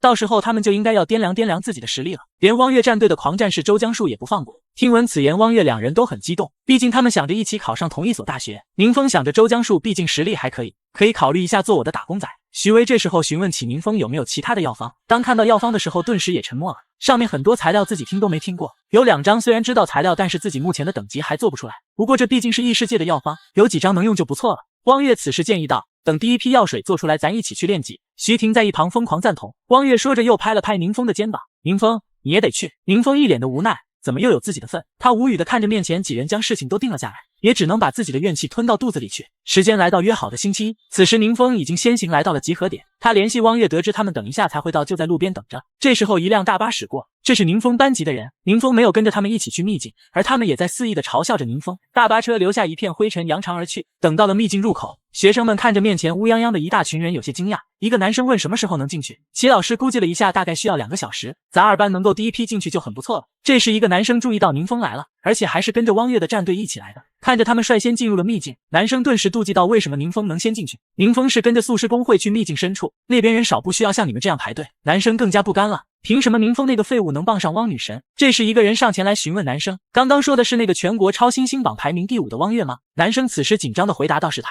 在他们的目送中，几个装备精良的人转身向秘境走去，在确认他们已经进入了秘境，这时候男生才露出一副怒气冲冲的样子。这时一个女孩告诉他，这3人和汪月一样，都是全国超新星榜的新秀，排行第4的长木秋，排行第3的李克，以及排名第1的顾云舟。宁风他们已经来到了秘境深处，当周江树拿到经验药水的时候，也忍不住激动的叫喊了一声。徐婷立马跑上来给他来了一巴掌，小声点，你生怕别人听不到吗？随后他问向徐威，这种药剂应该很贵吧？徐威解释，这药剂炼制并不复杂，珍贵的就是它能够以低成本就能提升实力。宁风光靠这个就能成为任何一家顶尖工会的座上宾。性格直爽的周江树不知道怎么表达感谢，只能拍着胸脯表示脏活累活全都干。汪月看着此时的宁风，他知道宁风并不擅长交际，所以朋友一直都很少。特别是在他16岁觉醒失败之后，学校的人都嘲笑他，使他变得更加孤僻。难得见他聊得这么高兴，希望他赶紧振作起来。随后他吩咐道，我们这次没有肉盾和法师，所以战斗中要尽量确保安全。宁风先不用出手，避免吸引怪物注意。随着一声振奋的呐喊，众人皆是明白自己的位置。虽然这样子升级很慢，但是宁风看在大家的面子上，还是决定配合下来。汪月率先射出一箭，开启战斗，箭矢落在怪物的身后，发出一阵剧烈的爆炸，被吸引住仇恨的怪物们冲了上来。徐婷举起法杖就释放出增幅技能，技能叠加到周江树身上，立马就让他战力飙升。他一斧子下去，地面瞬间裂开2半，而徐威也在不断的丢击着小火球，被击中的怪物瞬间炸成飞灰。经验的快速提升让他非常兴奋，这样下去很快自己就能炼制新型药剂了。而徐婷和周江树也能在高考之前达到2转，跟汪月一起考上重点大学了。就在这时，山洞里突然传来一声嗤笑声，突如其来的一幕让几人纷纷看向洞口，来者赫然是顾云舟、常木秋和李克3人。只见顾云舟嘲笑道，连2转都没到的家伙居然把考上重点大学说的那么轻松。周江树他们显然也知道对面是全国超新星榜单上的人物，看到他们认出自己，顾云舟更是轻蔑一笑，他们几个是专门来找汪月的。顾云舟问向汪月有没有兴趣加入他们的战队，汪月以自己有战队为理由直接拒绝了他们。顾云舟却以为汪月想带上自己战队的赵成，表示可以给他这个面子。汪月却是直接回复自己并不想加入其他战队。顾云舟却对汪月说别着急拒绝，可能消息还没有传到秦于市，由于秘境频繁发生异动，怪物越来越难对付，3家重点大学都提高了考核标准，今年只招收精英战队或者个人，条件很优厚，但是名额却很少。现在是难得的机会，榜上的新秀们都在重组自己的战队，当然也包括我们，更何况这么弱的战队根本不值得你待在这。听闻此言，大树和徐婷的脸瞬间黑了下来。顾云舟还在说弱小就是原罪，这让汪月恨不得直接拔出他那40米的大刀。顾云舟摆摆手，你一个远程输出不会想在这里跟我动手吧？徐婷这时也出来安抚汪月的情绪，不要理他们，我们换个地方练级。汪月没理会他们，带着队友们就想离开。宁风边走边想，现在汪月觉醒了新职业，不知道能不能打得过他们。这时候一只脚拦住了宁风的去路，只见李克正趾高气扬地询问宁风是不是赵成，得到不是的答案，直接骂他废物。宁风此时也被气到，差点就想给他来一发禁咒尝尝。这时大树挡在宁风身前，你们不要太过分了。看到有人给宁风出头，李克竟是直接向大树打出一拳，见他挡住了自己的攻击，李克又用另一只手一拳打在大树的胸口。汪月见状急忙想上前帮忙，却被顾云舟挡在面前。汪月一脸不悦让他赶紧滚开，被驳了面子的顾云舟顿时咬牙切齿。这时大树的声音传来，不要过来，我没事。只见他慢慢支撑起自己的身体，肋骨断了好几根，这家伙是故意下狠手。此时他还担心宁风被牵连，忙让他退远点。李克还在嘲讽着大树，大树忍不了直接冲上来就想给他一拳，却没想到李克的动作更快的来到了他的面前。汪月和徐婷运转法力想要支援，但是赫然已经来不及了，拳头已经来到了大树的面前，但此时一只手伸出来轻描淡写的挡住了袭来的攻击。宁风也出现在他们面前，宁风狠狠地教训了一下顾云舟几人，大树和徐婷兴奋地跟着宁风叽叽喳喳的，大佬你要去哪个学校？大佬你要加入哪个工会？全然不顾后面差点累成狗的徐威。而在宁风看来，大学和工会都是管理比较严格的地方，一个不小心就会暴露秘密，对自己而言似乎没有加入的必要。目前还是专心打怪，想着他就挥手带着众人去深处加快练级速度，因为禁咒不能暴露，所以只能凭借属性加成和被动技能，倒也是够用了。过了几天，宁风终于是回到了别墅，他满脸疲惫，这几天也只升了1级，这还是有经验药水的协助，习惯用禁咒刷怪，都忘了这才是正常的升级节奏。他伸了个懒腰，打算先放松个几天，不然变强了还跟别人一样卷，那就没意义了。然后他跟杜安一起玩游戏，躺平了睡懒觉，一起烧烤。正在吃烧烤的时候，铃声突然响起，原来是杨欣打电话过来，他说最近会有一场拍卖会，问宁风有没有兴趣参加。宁风见自己最近也没啥事，也答应了下来。随后杨欣就说等一下和新来的唐大师一起拿拍卖品的名录过来看看。宁风自然是乐得自在，在心里暗叹这个唐大师的确会来事。过了好一阵，杨欣带着唐大师来到了别墅，唐大师姿态放得很低，因为蔡市长专门叮嘱过他要好好服务面前这个年轻人。然后他看向杨欣，让他把拍卖名录给宁风瞧瞧。宁风看着手中的名录，看了一下，感觉也没什么适合他的。见宁风翻得这么快，唐大师明白他还是低估了宁风的实力。突然宁风手指一顿，他看着屏幕中的物品显得很惊讶。唐大师还以为他终于看中了一样东西，连忙上前给他介绍，这是最新的经验药剂，能让经验获取提升100%，并且非常稀有，很适合大佬刷级了。而宁风听闻后便沉默了下来，他的药方只有徐威见过。杜安看见药剂也反应过来，而唐大师很奇怪他们怎么这个反应。宁风一脸阴沉地问唐大师：“你们从哪里弄来的这东西？”唐大师见形势不妙，立马坦白说这是苍瑞工会委托拍卖的物品。苍瑞工会是全国7大顶级工会，实力很雄厚，难不成是徐威偷偷把药方卖给了他们？想到这，他立马询问苍瑞工会有没有说过这药水是从哪来的。唐大师立马回道：“听说他们发现一处新型秘境，叫做神之试炼，只能够单人攻略，每通关10层就能得到相应奖励。这个药方就是他们成员通过试炼的奖励之一。”杜安也是头一次听说有这种秘境，这应该也是秘境变异的一种吧。宁风放下心来，不是徐威有问题就好。不过神之试炼这名头一听就觉得是个很厉害的地方。这时候系统突然跑出来给宁风发布了一个任务，通过试炼秘境，将他的力量为你所用，时间限制60天，失败惩罚抹除宿主。看着系统首次发布任务，宁风更觉得这神之试炼不简单了。随后他看向唐大师，表示这次拍卖会自己不参加了。唐大师也没想到宁风居然一件拍卖品都看不上。接着杜安就表示自己要去查一下秘境的消息。宁风见没什么事情，也跟着一起去了。随着鼠标哒哒哒的声响，杜安也找到了一个网站，然而还需要全线登录。不过还好自己有张市长给的特殊凭证。随着登录，他们也看到了有关秘境的消息。这个秘境看起来就像一座塔呀。这秘境得到官方允许，苍瑞工会自行管理，也就是未经苍瑞工会允许，外人根本就进不去。但是任务都发布了，完不成会被系统抹除的，得想个办法混进去才行。晚上，宁风披着一件帽衫来到了试炼秘境，他没想到这么晚还有哨兵在把守。不过查了一天有关秘境的信息，宁风觉得自己还是对秘境有很多了解的。为了不让他们发现，宁风决定使用技能进去，紧接着立即发动技能，宁风便来到了守卫的身后，还抽空做了个鬼脸。接着他一跃而起，就打算冲入秘境，谁知就在快接触的一瞬间产生了巨大的爆炸，爆炸的余波把场上的几人全都轰飞了出去，爆炸的声响也吸引了各方的注意。而在某一处房间，虚空突然破裂开，宁风从虚空中掉了出来，直挺挺地倒在了床上。他不明白刚刚到底发生了什么，在刚刚接触到秘境入口的时候，里面突然涌出一股强大的能量，把自己护体的绘图手玉瞬间击碎。宁风惊慌，那到底是什么东西？而这时候系统也弹出警告，系统免疫一次探查，受到3%损伤。宁风大惊，这是什么探查技能？连系统都能受到损伤？然而系统还在不断的遭受探查带来的损伤。宁风遭受重创，倒在床上。而在试炼秘境这里，苍瑞工会的会长带着治疗师来到这，经过一段时间的治疗，士兵终于是恢复了意识。何诗雨满脸严肃问道：“刚才发生了什么事情？”士兵回想刚才秘境门口突然发生爆炸，自己就晕倒了，他也不知道发生了什么。何诗雨眉头紧皱，之前并没有这种情况发生，难道秘境发生了某种异变吗？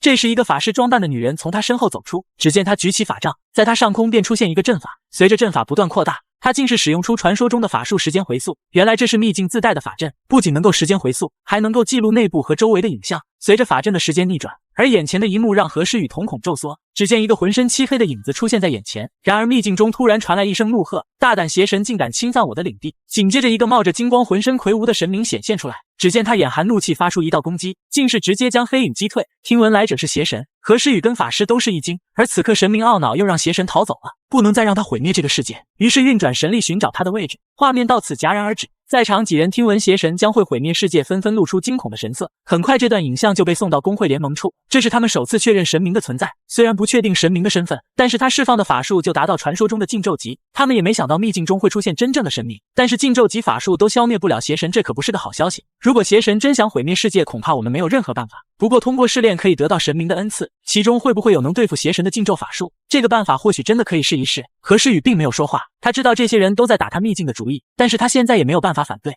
不过他也提醒众人，秘境里的怪物非常强大，凭他们现在的实力，恐怕都是不够资格获得神明的恩赐。接着守卫的刘会长摸着下巴问道：“老冯，你有什么看法？”这时一道身影从黑暗中走出，我能有什么看法？只见一个类似烈焰骑士的骷髅指着他便骂道：“自己徒弟当时都上报了秦于氏的异常，你们还派了个调查组去捅出那么大的窟窿，要不是那里有神秘强者坐镇，你们就算残害无辜了。”闻言刘会长也只能捂着头不敢说话，毕竟他还想请面前之人出山。这个人就是孤影小队前负责人冯鄂，由于黑暗之力的代价变成了这样子退隐江湖。刘会长找他来就是想让他把这段影像交给他徒弟，让秦于氏的神秘大佬看一下，说不定知道些什么。冯鄂大怒，在这种时候才想起咱家徒弟，话还没说完就被刘会长用2箱好酒收买。听到有酒喝，冯鄂顿时安静了下来，随即恢复成一个老头的模样，答应了下来。此时的别墅里，宁风正悠闲地躺在床上，看着系统的信息。上一个任务还没有完成，就来新的任务了。而且看这个标题，系统倒是一点都不在乎受到的损伤。带着满脑的疑问，宁风干脆出去走走。走到客厅才发现有客人来了。冯鄂打起招呼来：“你就是宁风同学吧？”宁风此时还在好奇对方的身份，好在杜安给他介绍，此人是孤影的前负责人，现任的冒险者管理局局长。冯鄂、苏兰则是冯老先生的弟子，本省孤影的负责人，他们过来想要请神秘大佬帮忙的。听到冯鄂的名字，宁风立马知道他的名号，他可是号称最强变异者的赤焰死神，所有年轻人心目中的偶像。冯鄂显然很是满意宁风的反应，大手一挥便拿出来500万金币和200瓶高阶经验药水当见面礼。哪怕是宁风都被这么大的手笔惊到了，但是无功不受禄，当即便问他来这里所为何事。随即苏兰便掏出投影仪，给他播放了那段关于秘境的影像。看完后，宁风顿时吓得亚麻呆住，自己一个10号学生怎么就成为邪神了？系统还说小场面，小场面个屁啊，摆明在坑我。但是此时是万万不能露出马脚，他只能强行让自己稳下心来，随即便表示自己等一下就把视频发给大佬看看，有什么消息再通知。走之前，苏兰把自己的名片递给宁风，有什么需要帮助的尽管联系我就好了。看着他的名片，宁风这才想起他就是转职时接待自己的美女。宁风一拍额头，难怪自己那么快就暴露了。离开了杜安的别墅后，冯老也是当着苏兰的面夸赞宁风是个不错的人。这时苏兰问起他一直疑惑的问题，师傅，宁风和神秘大佬有没有可能是同一个人？冯老思索一番，表示这不重要，既然他希望我们把他当成学生，那他就是个学生。敌人还在不断变强，我们却连神明的恩赐都没资格得到，只能期望神秘大佬能够成为我们的最强后盾。而此时的宁风也在别墅里喝着茶，他现在终于知道是那个秘境的神明才让系统受到损伤的，对方能够一击击溃自己的绝对防御，说明他也是一个达到禁咒级的人物，这是一个极度危险的敌人。当然目前最重要的还是修复系统，毕竟还要靠他屏蔽神明的搜索，还要通关试炼的任务也得完成，这力量不能为我所用，对我来说就是威胁。随即他马上让杜安整理冯老提供的资料出来。试炼秘境的内部像一座塔，分为许多层，因为没有完成攻略，目前具体的层数未知，里面怪物的实力远远超过了其他的秘境。目前闯关的最高纪录是何诗雨的42层，任务又没有指定要自己去完成，或者可以叫个人替我去做，不知能不能成功。想到这，他询问杜安要是去闯关能闯到第几层。杜安保守的估计了一下，大概能到35层。宁风觉得杜安的实力还是不太够，但他毕竟是自己人，让他去自己也安心，于是便打算给杜安来一场特训。下一刻来到冯老的办公室，当得知大佬要派人去参加试炼，冯老也是十分惊讶。苏兰也是表示他们还要借我们的训练室做特训。冯老闻言也是沉思片刻，然后便哈哈大笑起来。他只觉得事情变得十分有趣，原来前一天7大公会的会长们也去挑战试炼秘境了，然而结果是全都挑战失败了，就连全国顶尖的强者刘应真都没有成功，所以他现在对杜安十分感兴趣，被神秘强者指点过的人能达到什么程度？激动的情绪在他脑袋燃起一把火，这便是冯老使用黑暗能量的代价，火焰一直在燃烧他的生命。苏兰也是十分的惊惧，这难道没有办法缓解吗？一段时间后，宁风和杜安也来到了训练室，难得看到这么多大佬。市长现在的心情也是非常激动，周队长也是十分庆幸当时没有得罪过宁风。而另一边，苏兰给他们介绍训练室的使用，只要提供足够的信息，训练室就能模拟各种实战的环境。了解之后，杜安也是将准备好的资料递给苏兰，点开后，苏兰也是没有想到他们给的资料这么齐全，就连怪物的弱点都标注出来了，而信息当然就是宁风从魔王的记忆中提取出来的。客套了一下之后，冯老直接询问道：“大佬说过邪神真的会毁灭世界吗？”苏兰显然被这话吸引了注意，几个人面面相觑。当然这问题在几天前杜安就问过宁风，宁风很是无语，这种问题直接问邪神本尊，你让我怎么回答？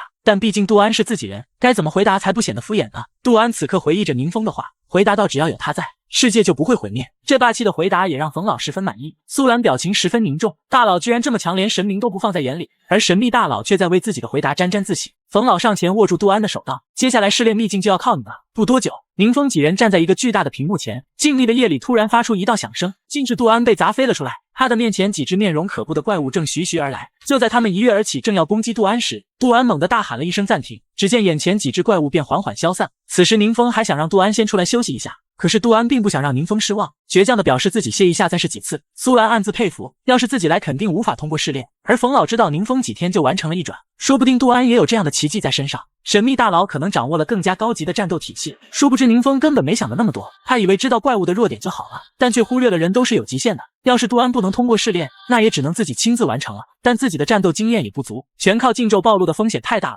想到这，他跟冯老他们告别了，得趁着开学前再去提升一下实力，最好能给杜安搞一些厉害的技能或者装备。随即他来到一处角落，随手便掏出一张飞行卷轴，还好在交易所采购了一批，紧接着撕开卷轴便化作一道光向上飞去，没多久就到达了目的地。宁风换上新手装备向四周观察，终于在一处地方找到秘境的入口，这就是杜安说过的野生秘境之一，但附近怎么有战斗过的痕迹？但他也不多想，转身便向入口走去，先进去再说。他使用由寒冰剑蜕变成的禁咒，极度深寒，将整个秘境的怪物通通冻成冰雕，简直就不费一点吹灰之力，并且这里怪物的等级还不低，自己一下子就升到了37级。宁风满意的敲了敲身旁的冰雕，这下子又可以学习新的技能了，选哪一本技能好呢？此时在秘境外面，一对长相邪恶的眷顾者出现在这里，他们将过来剿灭他们的冒险者给反杀了。于是便气定神闲地谈论起刚刚有人使用飞行卷轴过来的事情。那也是过来找死的蠢货吗？不过他们来的越多，献给魔王大人的祭品就越多，托他们的伏魔王已经积攒了足够的力量，今天就是魔王大人降临的日子。部下听到纷纷欢呼雀跃起来，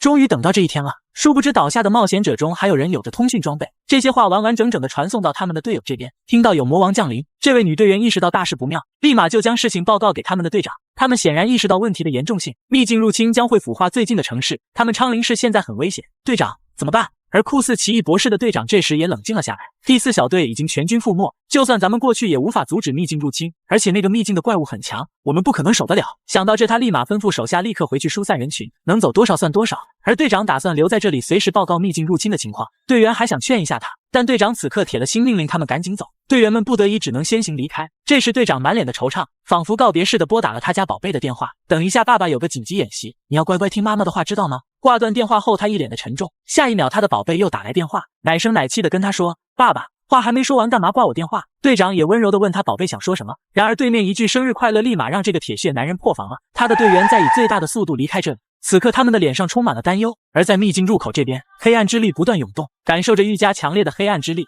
眷顾者直接激动的笑出了声，随后立马跪倒在地高呼：“恭迎魔王大人！”而此时宁风满脑的疑惑，看着眼前的一幕，他顿时怔住了。反应过来后，他瞬间惊慌起来，这是什么情况？而眷顾者此时也反应过来，你特么是谁？魔王大人吗？原来刚刚宁风在秘境里冻成冰雕的竟然是魔王队伍。魔王的尸体此刻也是欲哭无泪，本王我呀已经凉了呀。眷顾者此刻猜测着宁风的身份，他不认识我们，排除掉魔王的化身和其他眷顾者，而且一身新手装扮就敢独自出现在这里，难道是刚刚那道飞行卷轴？或许他想要效忠魔王大人，却被强大的黑暗之力吓出来了。随即他立马大声质问：“小子，你是来投奔魔王大人的吗？”宁风面无表情地否认了他：“我来干什么关你什么事？小子，你很嚣张吗？知不知道我是谁？老子叫顾荣，A级通缉犯，手上有200多条人命。”而宁风此刻也不耐烦起来，烦死了，要打就打，不打就滚。顾荣什么时候受过这等气？他握紧双拳：“小子，你找死！”他的部众纷纷起哄：“弄死他，弄死他！”然而下一刻，黑暗之力笼罩天空，吓得他们瞪大了双眼。老大，天怎么突然就黑了？而顾荣又哪里知道，下一刻一个巨大的阴影出现在他们面前，他们抬头望去，纷纷露出惊恐之色。那是什么玩意？好可怕！这就是宁风刚刚学会的禁咒，刚好拿他们来打个牙祭。由探测术蜕变的灵灭世界，此技能可以洞悉对方一切弱点，并且将弱点细致的罗列出来。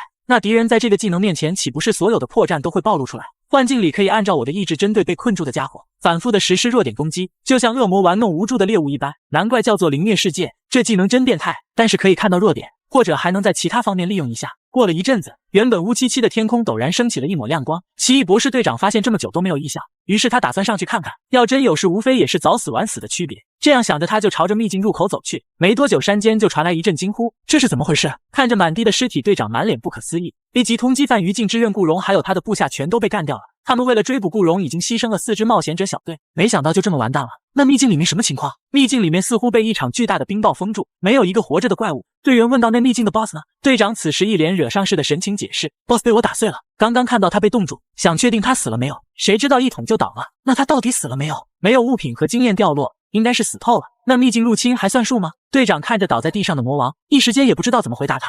宁风回到别墅，看到杜安一副惭愧的模样，说：“大佬，我能力不足，卡在45层。”宁风见状拍了拍他的肩膀，鼓励道：“不要紧，先休息几天吧。之前主要想让你了解试炼秘境的情况，过几天我会给你安排一次魔鬼特训。”听到宁风没有放弃自己，杜安顿时痛哭流涕，随即立马打起精神要去给宁风准备大餐，然后在宁风的目送中愉悦的离去了。而宁风也趁这个间隙拿起手机玩起了游戏，刚登录游戏就看到冯前辈发来的消息。宁风好奇他找自己干嘛，没想到点开一看却是冯老找自己开黑的消息。宁风顿时懵了，这不是被盗号了吧？直到冯老再次发来一段语音，他这才相信这是冯老本人。没想到冯前辈表面一本正经，居然还有这种爱好。当峡谷传来胜利的响声，宁风立马夸赞冯老的技术牛批，只要跟冯老搞好关系，以后做事也方便一些。刚好冯老这时也告诉宁风，过段时间将会组织一个超新星训练营，表现优异的能免试录取任何一家大学，并且给予最好的资源培养。我手上有2个名额，你感不感兴趣？听闻宁风也思索起来，本来觉得自己拥有禁咒，其实上不上大学都无所谓了，但是将来要跟神明为敌的话，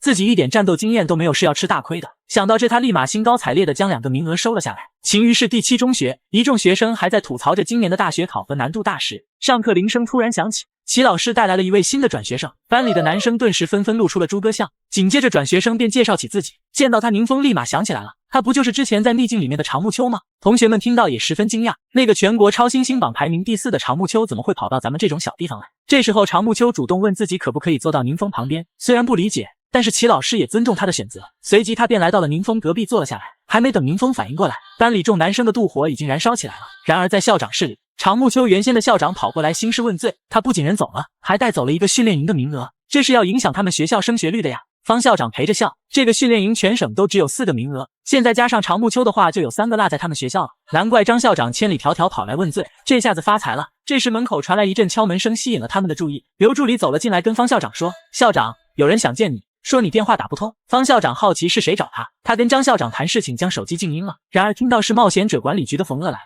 他们就丧失了刚刚的冷静，随即连忙跑到冯老面前握住他的手。这位可是平常只能在电视上看到的大佬啊！他小心翼翼地问道：“冯局长，不知道有什么可以帮到您？”冯老这时介绍到他的孙子冯瑞，他想将自己的孙子转到这所学校读书。张校长听闻直接将下巴给惊掉了。冯瑞是全国超新星榜排名12的天才，他的职业是暗黑系的血缘骑士，当时还是担心黑暗之力失控没展示全部实力，不然都能冲进前5名了。为什么冯老的孙子会来这种小学校，而且超新星榜都有训练营的名额？这不是说他们又平白无故多了一个名额吗？这时冯老再次发话，还有就是我们管理局有2个训练营的名额打算指定给贵校的学生。张校长这下彻底绷不住了，凭什么这破学校有这么多名额？方校长比了个胜利者的手势，张校长，我这里也挺忙的，就不留你了。随即便让刘助理送客。听到那2个名额是要送给宁风，方校长很讶异，他不是刚觉醒不久吗？能去训练营吗？冯老也不回答，直接道这是管理局的安排，不用多问。宁风这边很是疑惑，他的身边围着越来越多的人，并且连汪月几人都转到这个班来了。这时徐婷开口解释，由于赵成弃权将名额给了他，而且宁风将一个名额给了大树，所以今年参加训练营的人都在这里了。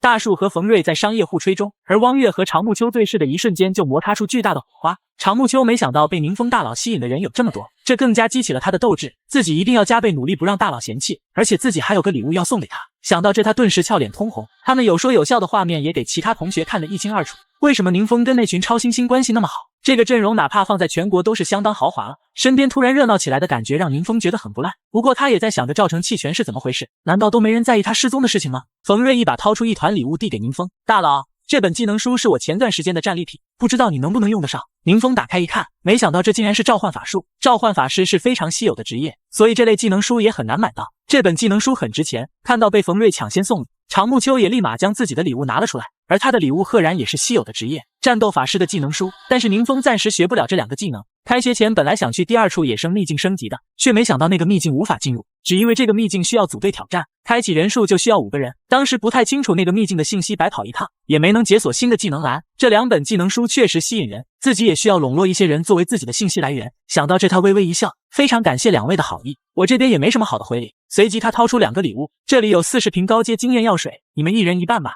听说这是苍瑞工会独有的药水，只有他们重点培养的内部成员才能优先获取，这东西价格极高，并且很难买到。大佬居然随手一送就是40瓶，自己绝对要抱紧这样的大腿。这时汪月从一旁探出头来，大佬，我也有礼物送给你。宁风一个白眼给过去，汪大小姐，你有什么事？汪月嘿嘿一笑，威哥新炼制出一种药剂要我转交给你。说着他将手中的药剂递给宁风，宁风怔怔地看着他手中的药剂。回到别墅，杜安问道，今天怎么这么早回来？宁风解释，参加训练营的学生都可以自行安排时间，学校没什么事情我就提早走了。而杜安此刻的心情有些慌，之前大佬说这周要给自己进行魔鬼训练，都过了几天了都没有提起这事，会不会把我给忘了？然而下一刻宁风就掏出汪月给的药剂给杜安，这是徐威刚炼制出来的滋养药水，可以治愈体内长期积累的暗伤，你先喝1瓶，然后咱们开始魔鬼训练。杜安十分激动地拿着药剂，大佬你就是我的再生父母啊！随即他咕噜咕噜地将药剂喝了下去，然后他立马感觉到身体暖洋洋的，以前不舒服的地方也轻松了很多。这确实是好药剂，哪怕宁风之前被禁咒打中留下的暗伤，喝了1瓶之后几乎都痊愈了。随即宁风吩咐杜安接下来要进行魔鬼训练，只要按照自己的要求去做就好了。杜安立马收到。开始前宁风特意嘱咐，要是撑不住要立马说出来。感受着越来越凝重的气氛，杜安脸色肃然。随着宁风使出技能凌灭世界，杜安身体上的弱点也暴露在宁风眼前。根据技能的提示，宁风看到他肺部的损伤正在恢复中，那应该就是滋养药水的效果。宁风打算先说出杜安身上的弱点，并且打算针对性展开训练，随即便告诉他，第一点是元力超载这个技能不适合你，会对肺部造成损伤。第二就是技能搭配错误无法顺畅连招。后面又说出几点问题，将杜安彻底震惊。大佬真是厉害，一眼就看出问题所在。随着杜安换好装备，特训正式开始。没几个回合，杜安便败下阵来。还好有之前那群小白鼠让宁风熟悉了这个技能，不至于伤到杜安的意识。虽然痛苦还是不可避免，但胜在有效。而杜安为了不让宁风失望，也努力站了起来。他要变强，成为宁风大佬的助力。半个月时间很快过去，训练场里，凶狠的魔物怒吼一声，杜安知道攻击要来了，于是立马跳起来躲开攻击。随着他大喝一声，手中的利刃猛地刺入魔物的身体，伴随着他的一声哀嚎，杜安以一个漂亮的后空翻落到地面。他坚毅的脸上充满了自信，继续挑战下一关。冯老和苏兰此时震惊的看着杜安，没有下一关了，目前只有这么多怪物的资料。听闻此言，杜安大口大口的喘着粗气，随即靠后倒了下去。此刻的他激动的泪流满面，宁风大佬，我是不是成功了？而冯老同样也很兴奋，仅用了半个月就将一个4转冒险者调教成这样，真是神迹。我们管理局一定要和他搞好关系。由于太过激动，他脑袋又冒起了火焰。看到这种情况，苏兰十分担忧的看着冯老，冯老就显得十分阔大，能活到这个年纪已经赚到了。苏兰觉得冯老将外孙都转来这里上学，应该已经有了托孤的念头了吧。他看向冯老问道，大佬会不会知道缓解黑暗之力的办法？但是这个谁也说不准。随即冯老便打算先带杜安去参加试炼秘境。由于赵成的失踪，他的父亲也十分担心他的情况。这时一个马仔进来报告，老爷，还是没有少爷的消息，要不要报警？男人呼出一口气，再等等吧，我请了一个高手帮忙调查，最近可能会有消息。接着他站起来询问学校的情况，马仔已经以参加特训的理由帮赵成请了长假。校长虽然可惜，但是也没有多问。听闻他也没有多说，吩咐了一句不要打扰我就转身离开。随即他来到了赵成的房间，看着墙上儿子的照片，他也隐隐有些不祥的预感。紧接着他按下一处位置，墙壁唰的一下向两边打开，露出条通道。看着通道，他抬起脚就走了进去，直至来到一处类似阵法的地方。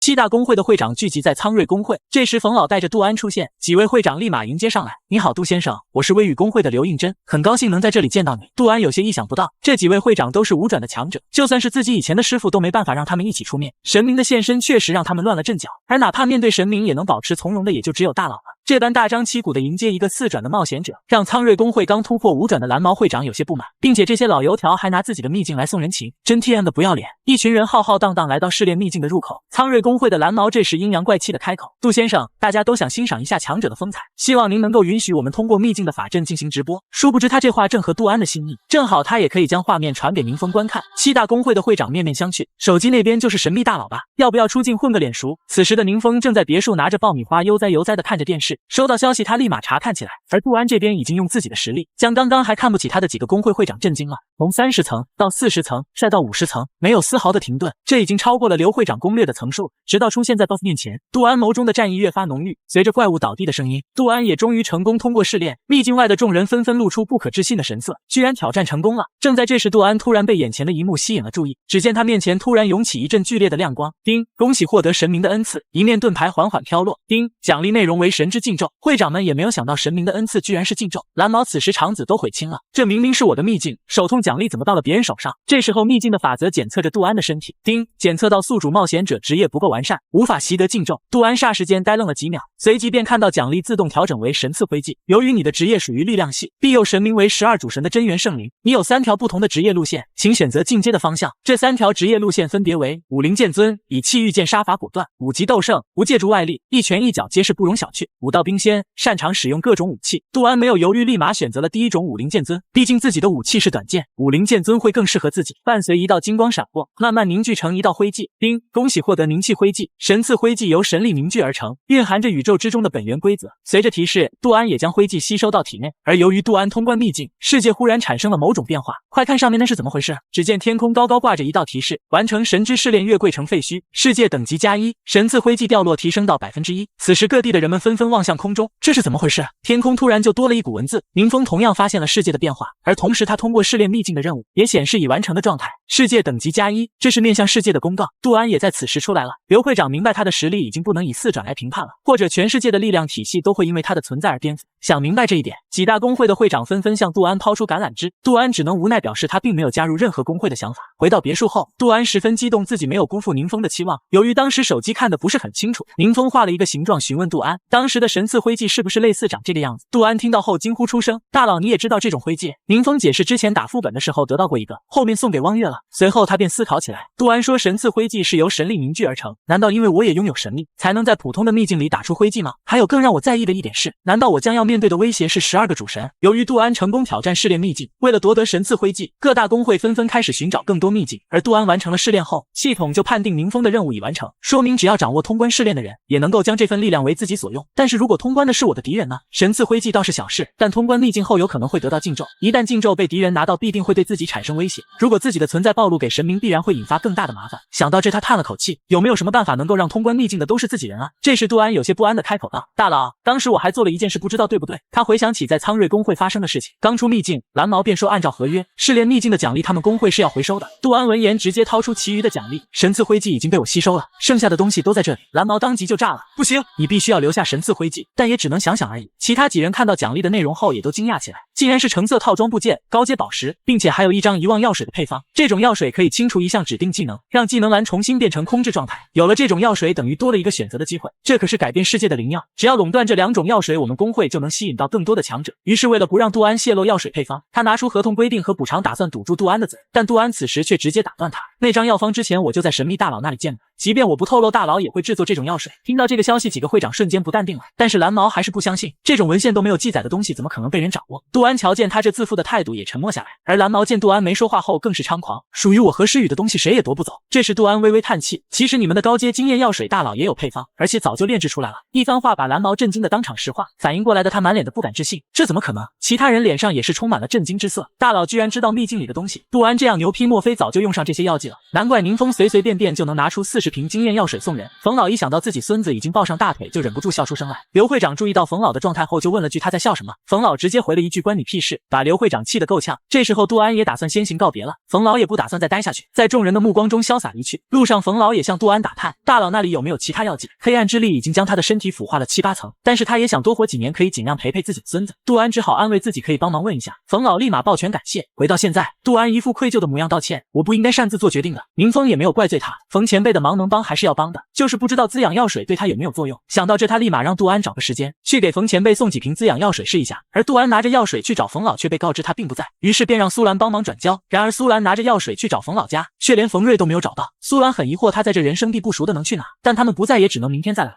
然而他没注意到，一丝黑暗之力从门缝里涌动出来。冯瑞此刻仿佛在经历着什么折磨一般，他的脑海中有个声音不断折磨着他：你想救你爷爷吗？只要你臣服于我，我就实现你的愿望。冯瑞大口喘着粗气，我可是冯鄂的孙子，怎么可能与恶魔做交易？呵呵，那就看看你能嘴硬多久。等你爷爷死在你面前的时候，希望你还能这么说。这话也确实让冯瑞心生担忧。这时宁风突然从一旁跳了出来，怎么了冯瑞？你的状态好像不太好啊，要不要来把游戏提提神？然而冯瑞是个好孩子，怎么会在学校玩游戏？宁风只好说等冯老回来再一起3排。听到这，冯瑞的心情又开始低落下来。爷爷是为了我才学的打游戏，因为小时候我的父母做任务时牺牲了，我受到很大的打击，变得不爱说话，整天把自己关在房间里。爷爷又不知道怎么安慰我，但他知道我以前很喜欢打游戏，于是他便偷偷跑去学习。在我最难熬的时候，是爷爷一直陪着我，才让我从阴影中走了出来，所以我很感激他。然而回到管理局的冯老也没闲着，几天前2个罪犯出现，杀害了2个冒险者，连他们的家人都没有幸免于难。黄毛彭赫就是他们当年亲手抓捕的。彭赫的目的应该是报复，然而2位冒险者都是4转强者，为什么会败给2个3转的罪犯，而且还眼睁睁看着全家被杀？这时一个眼镜男拿出冒险者家里的监控，画面里2人在客厅对峙着，但是刚过没2招，冒险者就被对方一招干趴，紧接着刷刷一套连招，便夺走了冒险者的性命。看到这一幕，管理局的人都面露不可置信，这实力明显已经超过了5转，正面对决哪怕我也不是他的对手。这几年这些家伙到底经历了什么？彭赫和古英来到赵成家，赵爸连忙询问有没有找到他的儿子，但彭赫显然也没能找到他儿子的下落。不过他在搜索的时候感受到一股极为强大的黑暗之力，赵爸不懂这是什么意思，彭赫只好跟他解释，低级的眷顾者只能通过魔王大人的恩赐使用黑暗之力，就像之前死在这里的那个人，但是真正的眷顾者会被魔王大人召唤到身边亲自教导，那段时间我们会与外界失联，在秘境中修炼很长一段时间。你儿子的情况跟我们之前有点像，所以我们怀疑他可能被某个魔王选中，获得进入秘境修炼的资格。赵爸立马询问是不是跟赵成一直在进行的仪式有关，彭赫也不是很确定。我检查过你儿子祭祀用的暗示，确实是通神仪式，以他的资质，只要坚持献祭，肯定能得到某位魔王的青睐。听闻此言，赵爸瞬间兴奋起来，太棒了，以后汪氏集团那些人拿什么跟我斗？这时候彭赫拿出一张纸条递给赵爸，还有赵老板。吃完饭后还得麻烦你派人把我们送到这个地方，我们要去探望一个未来的师弟。此时的冯瑞陷入了回忆中无法自拔。自从他爸妈去世后，世上就只有爷爷这一个亲人了。这时传来一阵门铃声，打断了他的思绪。他好奇这么晚会有谁来找自己。打开门后，映入眼帘的是2个彪形大汉。彭赫问道：“你就是冯瑞吗？”得到肯定的答案，彭赫就想进屋里聊，但是冯瑞也感受到他们身上的危险气息。他谨慎地询问：“你们是什么人？”彭赫表示自己只是替师傅来看看你，将来你还得叫我师兄呢。冯瑞顿时一惊：“师傅是谁？”彭赫脸上闪烁着危险的信号：“昨天晚上你应该见过他了吧？”听闻此话，冯瑞瞬间大惊失色，随即立马进入战斗模式，便要攻击过去。但下一秒，彭赫便一把抓住冯瑞的头，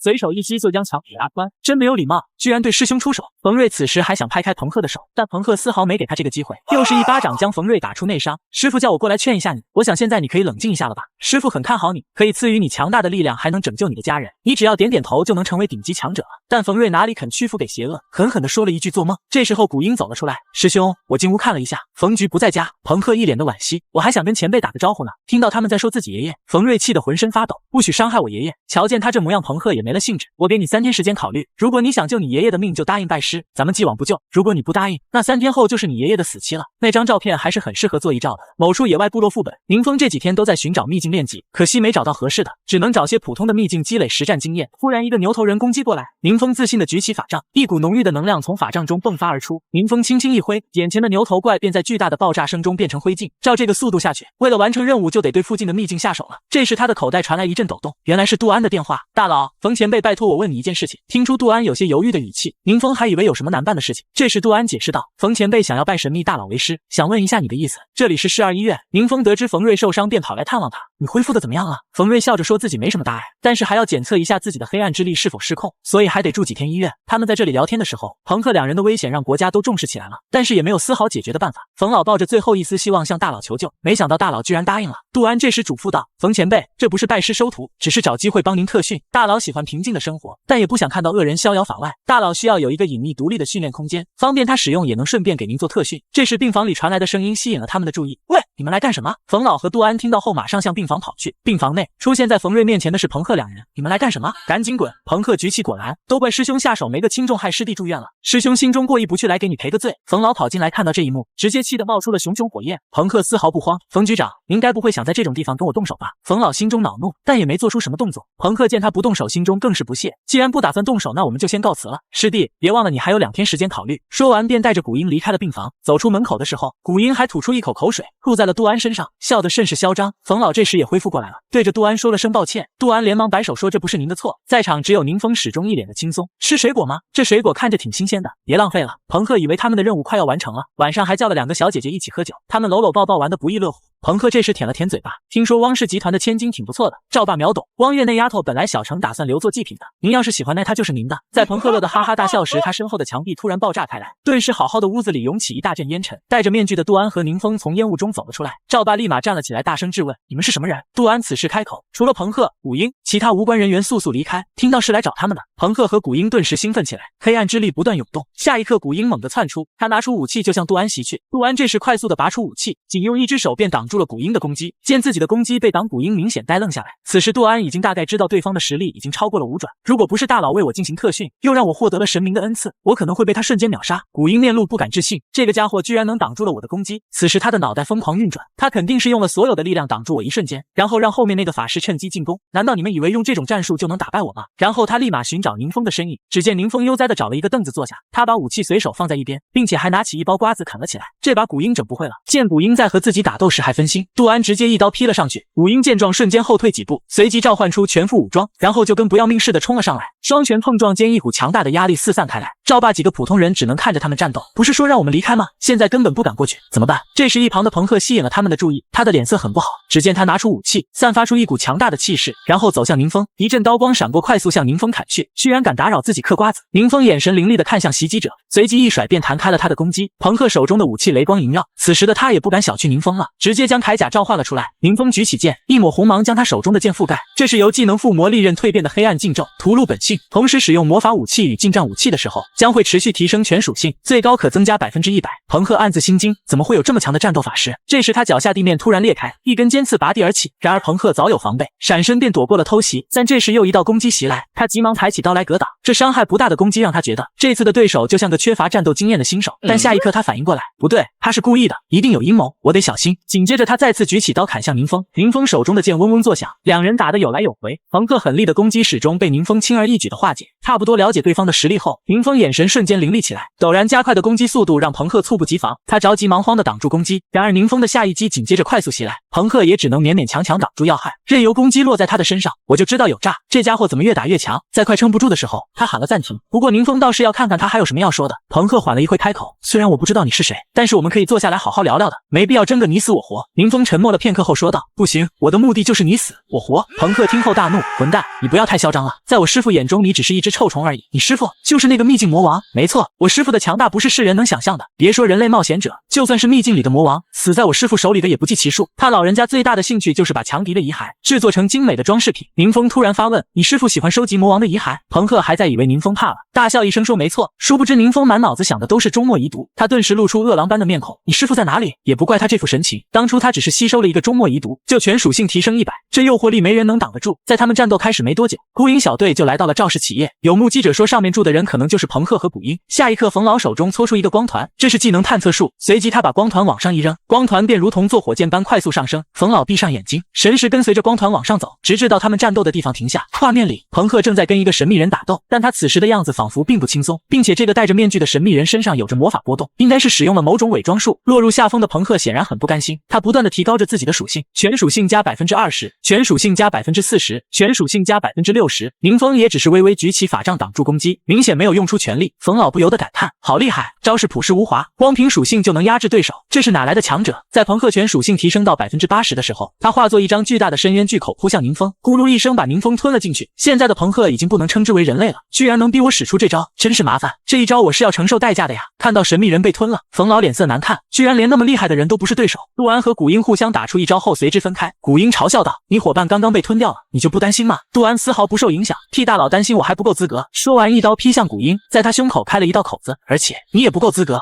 受到伤害的古鹰顿时惨叫起来，朋克看到后刚想上前帮忙，然而余光一瞥，发现赵爸在那里吵吵闹闹。彭先生真了不起，那些杂鱼根本不是您的对手。然而下一刻赵爸就练成了分身术，甚至来不及和两个小姐姐说声再见。朋克抬起狰狞的头颅补充道，你才是杂鱼啊。此时的他一身的血气，反正都已经变身了，不如多吞掉几个厉害的家伙。说着眼神一瞥，就看到了窗外的光球探测术，不好，被发现了。冯老顿时惊慌起来，朋克兴奋的哈哈大笑。突然间砰的一声爆炸声响起，一道光柱从朋克的肚子里射出，他不敢置信，什么？这不可能！然而没什么不可能的，宁风此刻是毫发无伤的走了出来，他开始沉思，看来实战经验还是太少，用了这么久才出来。此时的朋克已经没有丝毫动静，看见师兄被嘎，古鹰这时候慌张了起来，丝毫没注意到身后的杜安。随着一道剑光闪过，古鹰脸上露出错愕的神情，紧接着鲜血猛地喷涌而出。一阵平静过后，两个美女找到机会终于跑了出去。宁风这时候来到古鹰旁边戳了下他，喂，你先别死，我还有件事想问问你。在一处秘境，血雾幽谷，一个小卡拉米来到魔王面前，报告魔王大人，秘境入口发现入侵者。魔王直接命令道，让所有人都退下，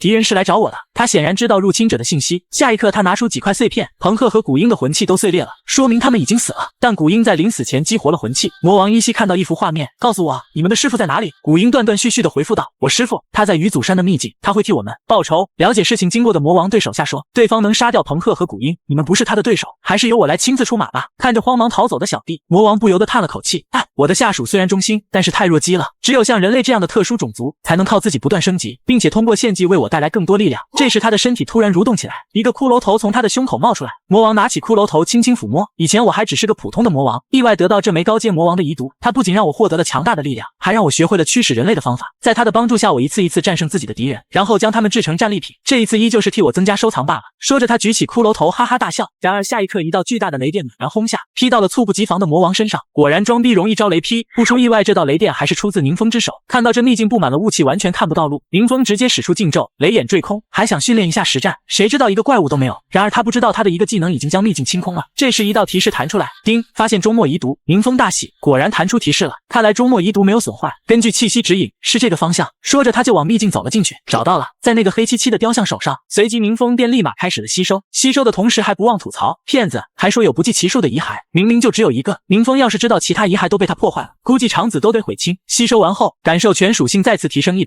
宁风满意的笑了。现在哪怕不使用任何技能，也可以碾压大部分的冒险者，而且等级也突破40了，可以学习一下新的技能。这样想着，他拿出技能召唤水元素。此时他也不由得在想，召唤类禁咒会不会搞出个大魔王之类的？那我不是更要被人当成邪神了？不管了，先学了再说。丁，已学会技能召唤水元素。丁，召唤水元素蜕变。已学会技能暗黑之门。打开暗黑之门，召唤源源不断的暗黑物种，持续时间12小时，或者召唤一名高阶魔君，持续时间不限。这个似乎有点意思，必要的时候可以尝试一下。干掉了彭赫和古英后，冯鄂便向杜安表示了深深的感谢。还好官方愿意相信师傅的判断，尽量向神秘大佬释放善意，不然这次不知道要造成多大的破坏。国家对这次的事件非常重视，听说大佬想找训练的空间，马上就特批了几块地方。于是冯鄂马上介绍起来，我们找的都是国家精心打造的训练基地，拥有良好的环境和设施，而且可以保障私密，不会有无关人员打扰。而杜安知道大佬找训练的空间只是为了掩饰，不想暴露真正的特训方法，所以他还是决定把资料带回去，让宁风亲自挑选。一段时间后，他们来到选好的训练基地，看着面前豪华的基地，宁风不由得赞叹起来，好大的地方啊！进入了基地后，杜安给宁风介绍道，这里是国家新建的冒险者基地，代号051，还没有投入使用。冯前辈说，如果大佬喜欢的话，可以直接划拨给您。整栋楼总共10层，内部空间包括训练区、办公区、休闲区、居住区等，基础设施非常完善，还有全套的智能管控系统。如果愿意的话，在里面住上1-2年也没有问题。听完介绍，宁风满意的笑了笑，正好我准备培养自己的势力，这里就非常合适。于是看完后，宁风就去找冯老签署了文件。冯老笑着摸了摸胡子，笑道，大佬眼光果然好，我也觉得这里挺不错。根据各位的功绩，官方特别声明，国家愿意大力支持你们这样的英雄，所以基地不会收取任何费用，只需要签署文件确认就可以了。宁风没想到官方的态度这么友好，连这么大的基地也是说送就送。签字的时候，杜安解释，大佬不喜欢处理这些俗事，所以基地的管理都会交给我和宁师兄来完成。冯老当即表示，大佬如果有组建工会的想法，我也可以帮忙的。说到这个，杜安立马问道，冯前辈有没有什么不需要成立工会也能及时获取各种消息的办法吗？毕竟大佬对网络不太擅长。冯老再次笑着摸了摸胡子，这个好说，像大佬这种国家级强者，我们管理局可以安排专门的信息通道，只要不是高度机密都可以跟管理局共享。官方给神秘大佬的定位是国家级强者吗？比起我和杜安苦巴巴的收拾情报，管理局的信息显然更加高效。不过以后还是要发展多几条信息渠道才行。至于成立工会要管理的事情太多了，倒不如把基地打造成另外一种模式。签完合同后，他们就准备回去了。杜安告诉冯老，大佬的特训安排在了下周，到时候会提前通知。这时冯老的电话响起，接听后里面传来管理局的消息，通过调查又发现了一些神秘失踪事件，跟朋克和古英的情况一样，恐怕像他们那样的家伙以后还会出现。听到消息后，冯老沉默了下来，就算大佬为我进行特训，也不可能靠我一个对付敌人，要是还有什么快速培养强者的办法就好了。晚上冯老回到家里，冯瑞立马开心的站了起来，爷爷你回来了。看到自己孙子正在收拾东西的样子，冯老立马好奇问道，你这是要去什么地方吗？冯瑞激动的告诉爷爷，因为超新星训练营快要开始了，峰哥帮我们几个安排了特训，刚刚打电话说后天就要去训练基地，所以我先把东西收拾一下。冯老还是有点懵，小峰的特训你们有几个人？冯瑞回答，包括自己有5个人。闻言，冯老立马激动的燃了起来，大佬居然还愿意培养其他人，这把冯瑞看得一愣一愣的。爷爷你又着火了。看到孙子的担心，冯老立马安慰，我喝了杜先生送来的药水，身体明显好转了不少，只是黑暗之力还不易控制。我问你，小峰邀请的都是什么人？冯瑞照实回答，就是几个关系不错的朋友，除了我以外，他们跟峰哥应该很早就认识了。冯老再次激动的握住小拳拳，也就是说大佬会照顾关系亲近的人。随即他立马热心的给冯瑞收拾东西，去了要听你峰哥的话，机会难得，千万要把握，记得要劳逸结合，该3排就3排，别忘了叫上我。几天后，训练基地的位置，汪月几人已经来到了此处，宁风说的地方似乎就在这里，怎么只有一片树林？然而下一刻他们脚下就升起了传送阵，此时宁风已经在这里等候着他们了。打过招呼后，宁风便带着他们在基地参观，看到这里这么大规模，他们也不由得惊喜，哪怕是7大工会的主基地也不过如此。汪月藏不住自己的好奇，宁风你是怎么找到这个地方的？宁风笑道，这个地方的主人是我家长辈的，所以我借来用用。汪月还是满脑子的疑问，家里的长辈以前没听宁风说过，他自从觉醒后变得越来越神秘了。宁风这时候推出杜安介绍道，特训期间主要由他来负责。冯瑞立马毕恭毕敬地说了声杜前辈好，把后面几人看得满脸迷糊。大树立马问道，冯瑞你认识这位杜前辈吗？感觉你好像很紧张。冯瑞见他们不认识杜安，便向他们介绍道，前段时间天线异象，就是这位杜前辈通过了神之试炼，他的实力比微雨工会的刘会长还要强大。这时候他们也终于认识杜安是位什么人物了。进到训练场后，他们一改之前的态度，变得斗志满满的。看到几人突然变得如此斗志昂扬，杜安不由得怔了一下，而宁风则是在观察室看着他们，在这里施展禁咒，伪装成训练室的效果，就不用担心暴露了。不组建工会，只培养强者，表面上不加限制，但只要资源和实力都在我的手中，再选择值得信任的成员，就能打造出一个联盟。此时汪月他们的训练已经开始，随着一团黑雾的攻击，汪月顿时惨叫出来，这种恐怖感，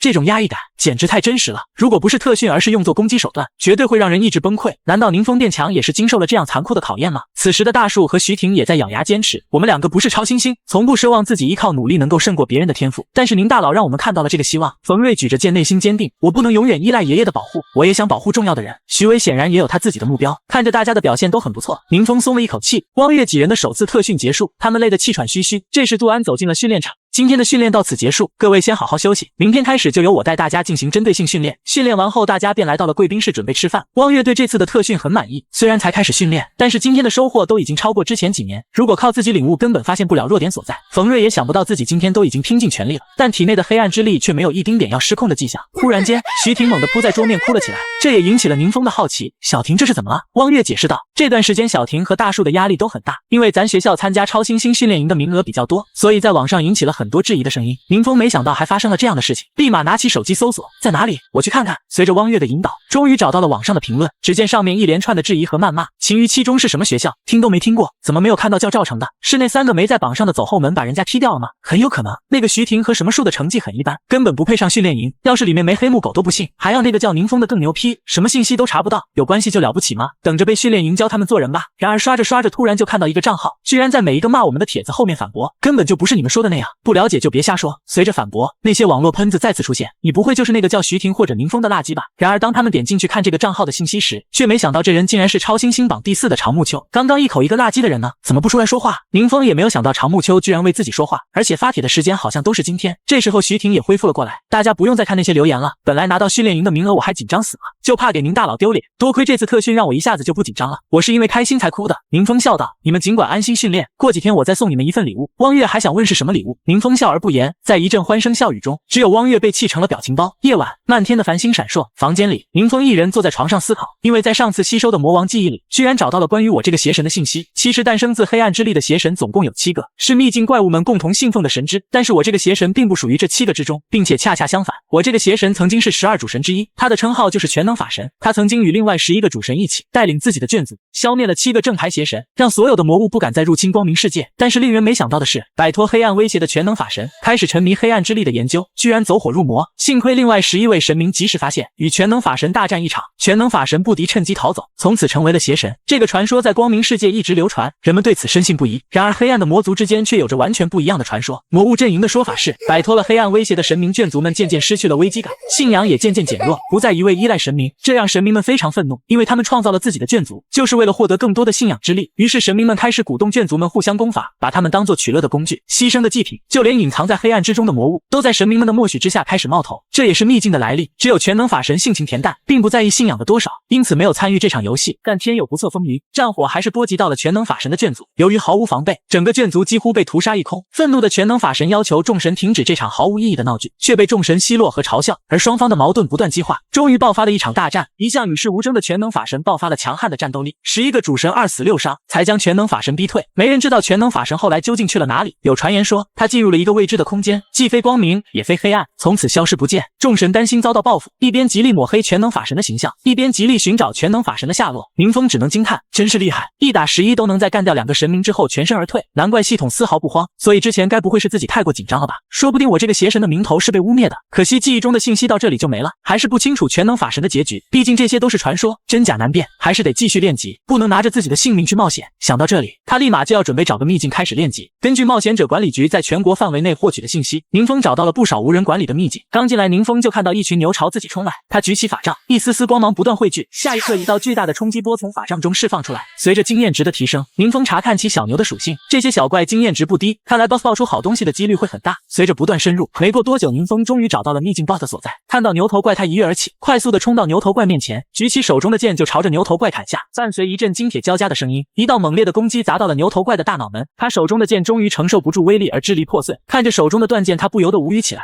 我实际的等级也不高，能用的武器也比不上4转5转的冒险者，连续的高强度作战，没想到武器先顶不住了。突然他感觉到一股视线袭来，没想到竟是那只牛头怪，竟然面露嘲讽的看着自己。宁风可受不了这气，他向来都是有仇当场就报，把断剑往后一丢，他双手一挥，一股强大的黑暗之力爆发出来。当牛头怪感受到这股气息的能量之时，竟当场吓得亚麻呆住，而宁风丝毫没有给他机会。只见下一刻，牛头怪便两眼一黑，浑身伤痕的瘫倒在地。此时宁风身上再次传来升级的提示，对这个结果他不太满意，这家伙的经验值也没多高嘛，才从43升到47级，还让我废掉了一把剑。不过既然都升级了，他还是选择学习一个新技能先。下一刻系统检测到新技能，直接给他蜕变成禁咒，阴石之风，蕴含黑暗之力的猛烈风暴，腐化一切光明。禁咒当然是越多越好，不然我总担心火力不足，但是完全依靠禁咒也不行，没有合适的武器连个 boss 都打不过，更别指望对战神明了。然后他便要离开去寻找下一个秘境，并且打算在那附近的城市再买几把趁手的武器。来到交易所，贵宾室里一位美女给他介绍道：先生，我们交易所的橙色长剑都在这里，您可以挑选一下。宁风看到面前7把长剑，面露不满，这么少糊弄谁呢？给我全包起来。美女听后瞳孔放大，这是谁啊？年纪轻轻不仅有交易所的至尊黑卡，而且橙色长剑一买就是7把，连店里最高属性的天穹在他眼里都像个垃圾一样。这时门口传来一阵敲门声，一位女销售走了进来。高大师，有点事情需要麻烦您处理一下。高大师拒绝了他，我正在招待贵客，有什么事情等会再说。但下一刻走廊便传来了一阵争吵声，大家都是至尊黑卡，凭什么要优先他买？是我顾家的大公子配不上这把天穹吗？随着一阵脚步声靠近，一头白毛的顾云舟走进了贵宾室，看到来人，高大师不由得惊慌起来。糟糕，是本地的大族顾家，要是双方发生冲突，我这个负责人算是当到头了。当顾云舟看清坐在沙发上喝茶的身影时，他感觉像是略有雷轰顶一般，惊得差点说不出话来。您大佬。宁风端着茶满脸疑惑，你是哪位？顾云舟心中满是怒火，你把老子的装备都抢走了，居然还问我是谁。然而现实中他也不敢多说一句话，我是小顾啊，顾云舟。宁风这才终于想起来，你是上次那个。顾云舟陪笑道，您看巧了吗？这不是。顾云舟内心警惕，他曾经派人去调查宁风的底细，却总是遇到莫名的阻力，好像有人在故意干扰一样。网上的信息也是乱七八糟的，有人说他18岁刚刚觉醒职业，有人说他是神明转世，能让我们顾家都束手无策。这家伙身份背景肯定不简单。宁风伸手指了指身后的长剑，问顾云舟，这里面有你看上的剑吗？顾云舟只能陪笑道，哈哈哈，我就是瞎玩玩，用什么不是用，您挑您的。他感觉要是被宁风再抢一次，那还不如不买呢。旁边几人见此情形都目瞪口呆，这还是那个超新星榜排名第2，谁都不放在眼里的顾大少吗？顾云舟觉得自己没脸再待下去了，便向宁风提出了告别，宁风也便随他去了。灰溜溜逃走的顾云舟根本咽不下这口气，他决定必须要做些什么，于是脸色阴沉的拿起手机，随着哒哒哒的一阵键盘声响，他一顿熟练的操作，最后在论坛上发了一条抹黑宁风的评论。然而下一秒他的评论就被一名善良的网友反驳，看到是常木秋的账号，他气得面目狰狞，没想到你个浓眉大眼的居然也叛变了啊！甚至厕所外面都能听到他气急败坏的声音，我一定要找到试炼秘境，然后找宁风报仇。宁风，你给我等着。而宁风这边买完东西后，在交易所全体工作人员的恭维声中离开了。走出交易所，他呼出一口浊气，然后又开始了他的刷怪之路。终于在解决完面前的最后一只怪物时，等级升到了60级。他擦了擦额头的汗，总算达到了60级，可以2转了。不用禁咒还真是浪费时间。当他准备离开的时候，一个祭坛吸引了他的注意。这些魔物曾经信奉着不同的邪神，直到所有的邪神都被12主神消灭。如今这些魔物不断入侵人类世界，他们的目的是复活那7个正牌邪神。当然还有少数实力强大的魔物，也有着自己成为邪神的想法。然而那些所谓的主神没有守护人类，反倒是对我这个假邪神视如死敌。这么一想，魔物们关于全能法神的传说很可能就是正确的。毕竟在大多数神明眼中，我们人类还有其他眷族，就是消遣的玩物而已。下一刻，宁风拿出法杖对着祭坛一挥，然后潇洒转身离开。魔物和神明没有一个好东西。说完，他身后的祭坛猛地炸开。离开秘境后，他的手机响起震动，打开手机一看是徐威的消息，正好回去一趟，顺便接了2转的任务。回到训练基地，他们一行人来到了徐威的实验室里。这时候徐婷拿起一瓶药水，哇，这瓶药水粉粉嫩嫩的，看起来好好喝。徐威见状赶忙制止，喂，这里的东西你不要乱喝呀。他严肃地说道，这一瓶叫做遗忘药水，会让你彻底忘掉一个技能，我刚炼制出来的，不想变白痴的话就别嘴馋。徐婷和大树听到这番话后吓出了一身冷汗。汪月问向宁风，你说的礼物就是这个药水吗？宁风摇了摇手，不，跟这个药水有些关系，但礼物是别的东西。下一刻他直接拿出了几本冒着金光的技能书，见此他们不由得惊呼，这是橙色技能。宁风给他们介绍道，一本弓箭手的无影风势，一本牧师的连结治疗，一本狂战士的巨人之力，一本盾战士的重重壁垒。大树抱着技能书，市面上只能买到紫色技能，我还是头一次见到橙色技能呢。徐婷已经激动得语无伦次了。汪月好奇，这是秘境里打出来的？宁风笑着回复，是啊，就是那些更高强度的秘境，等你们把实力提升起来也可以去打。冯瑞一脸震惊地看着技能书，能够掉落橙色技能的秘境，那得是什么级别的难度？峰哥的实力已经远远把我们这些同龄人甩在身后了。分完技能书后，宁风高呼起来，大家都别愣着，离训练营还剩1周的时间，赶紧把新技能熟悉一下。紧接着他便带着众人往训练室走去，没想到刚出门就碰到了2个人，来人正是冯老和杜安。您是冯前辈？汪月几人惊讶的嘴巴张大。冯老听到小辈们的问话，也亲切的打起了招呼，你们好啊。此时他们还没有缓过神来，虽然跟冯瑞相处了几天，但一下子见到冯前辈这样的大人物，还是忍不住激动。放在以前，这可是想都不敢想的事情。看着面前年轻的面孔，冯老感叹，这几位就是宁风的朋友吗？年纪轻轻就能得到大佬指导，未来的前途真是不可限量。宁风想着今天是新的1周，正好平前辈要来进行特训，还好训练室不止1间，大家可以错开使用。冯老再次客套道，小瑞这段时间表现怎么样？没给你们添麻烦吧？宁风也客气地说，怎么会呢？冯前辈来的正好，要不要看看小瑞他们的训练成果？冯老高兴道，可以看吗？那太太好了！训练室里，怪物们严阵以待。汪月使出了新技能无影风使，冯瑞使出技能重重壁垒，大树使出技能巨人之力，最后徐婷使用技能连结治疗，为先锋战士们治疗补充体力。冯老在观察室里面看着，这些年轻人的技能好厉害啊，但是看起来似乎还有点生疏。杜安在旁边笑了，哈哈，这是他们刚刚学到的橙色技能。冯老不敢置信的再问了一遍，橙色？杜安肯定的回答道，对，都是高阶秘境掉落的战利品。闻言，冯老再次激动起来，官方早就在组织攻略高阶秘境，可惜没有成功。关于里面的战利品，大家一直有所猜测，但是真正的橙色技能我还是第一次见到。下一刻，他问向杜安，杜先生，这件事我能向官方汇报吗？杜安无所谓的说，没问题，大家迟早都会知道的。冯老的心情久久不能平息，这些孩子的等级还不高，但等级可以用时间来弥补，加上大佬的扶持，他们估计很快就能超过我们这群老家伙，未来的主力就要落在这些孩子的身上了。一段时间后，宁风来到转职大厅，一进来他就给苏兰打了个招呼。见到宁风再次来到这里，苏兰震惊的看向他，啊，你不会已经……宁风不好意思的嘿嘿笑了两声，看着宁风往转职镇走去。苏兰暗道他果然是来进行二转的，别人辛辛苦苦2年都很难做到的事，对他来说也就短短2个月而已。进到转职镇中，系统的转职任务立马弹出，全系法神2转任务条件：1进入秘境战华冰原，收集任务物品元素灰烬；2收集转化石20枚；3收集亡魂精华100枚，时限7天，难度 S 级。看到需要20枚转化石，宁风震惊了一下，因为正常2转只需要1枚就够了。他开始陷入沉思，这东西不是怪物掉落的，而是从晶石矿脉里挖出来的，产量很低，要不然去交易所先问一下，能买齐最好了。来到远程交易所，唐大师一脸谄媚的看向宁风，大佬，不好意思，最近转职的人突然多了起来，转化石也开始供不应求，您给我3天时间，我肯定能给您凑齐。宁风享受着杨欣给他倒茶，3天倒是不长，我可以先去做灰烬任务，为了节省时间，亡魂精华也直接从交易所订购吧。下一刻他突然好像想起了什么，对了，我还有些0、7、8岁的战利品，一直没顾得上整理，正好这次委托你们一起出手。说着他一把掏出一堆闪闪发亮的技能与装备，唐大师震惊与喜悦参半，您管这叫0、7、8岁？光是不同职业的紫色技能就有10多本，加上一堆橙色装备，目前这种全民升级的局面，好东西根本不愁卖，今年的业绩报告绝对没有人比我更漂亮，难怪蔡市长千叮咛万嘱咐，让我一定要服务好宁先生，托蔡市长的福，我真的要发达了。说着还流下了感动的泪水。宁风来到秘境战华冰原，想要独自进入秘境的宁风被士兵拦下，下一刻士兵便来到了队长面前请示，队长，那边有个年轻人想要独自进入秘境。闻言队长大骂，开什么玩笑，管理局刚刚发布的规定，进入秘境必须由正规工会带队，至少5人一起行动，否则不允许进入，你这么快就忘了？然而士兵掏出一本证件，可是那个年轻人有一张管理局发布的特殊凭证，说是允许他独自攻略秘境。队长一脸不可思议地打开凭证查看起来，经过核对后，他将凭证还给了宁风，并让他随时都可以进去。看着宁风离去的背影，队长不由得沉思起来，这年轻人什么来头？凭证下发的时间跟新规定的时间差不多，就像是专门为他准备的一样。这时候小弟突然窜出来，吓了队长一大跳，该不会是上面派下来检查工作的特派员吧？在队长和队员无语的目光中，他摸摸脑袋打着哈哈，我就是随便一说的，不会是真的吧？然而这时队长一声令下，都给我打起精神来，就当是真的特派员下来了，赶紧去看看哪里还没做好。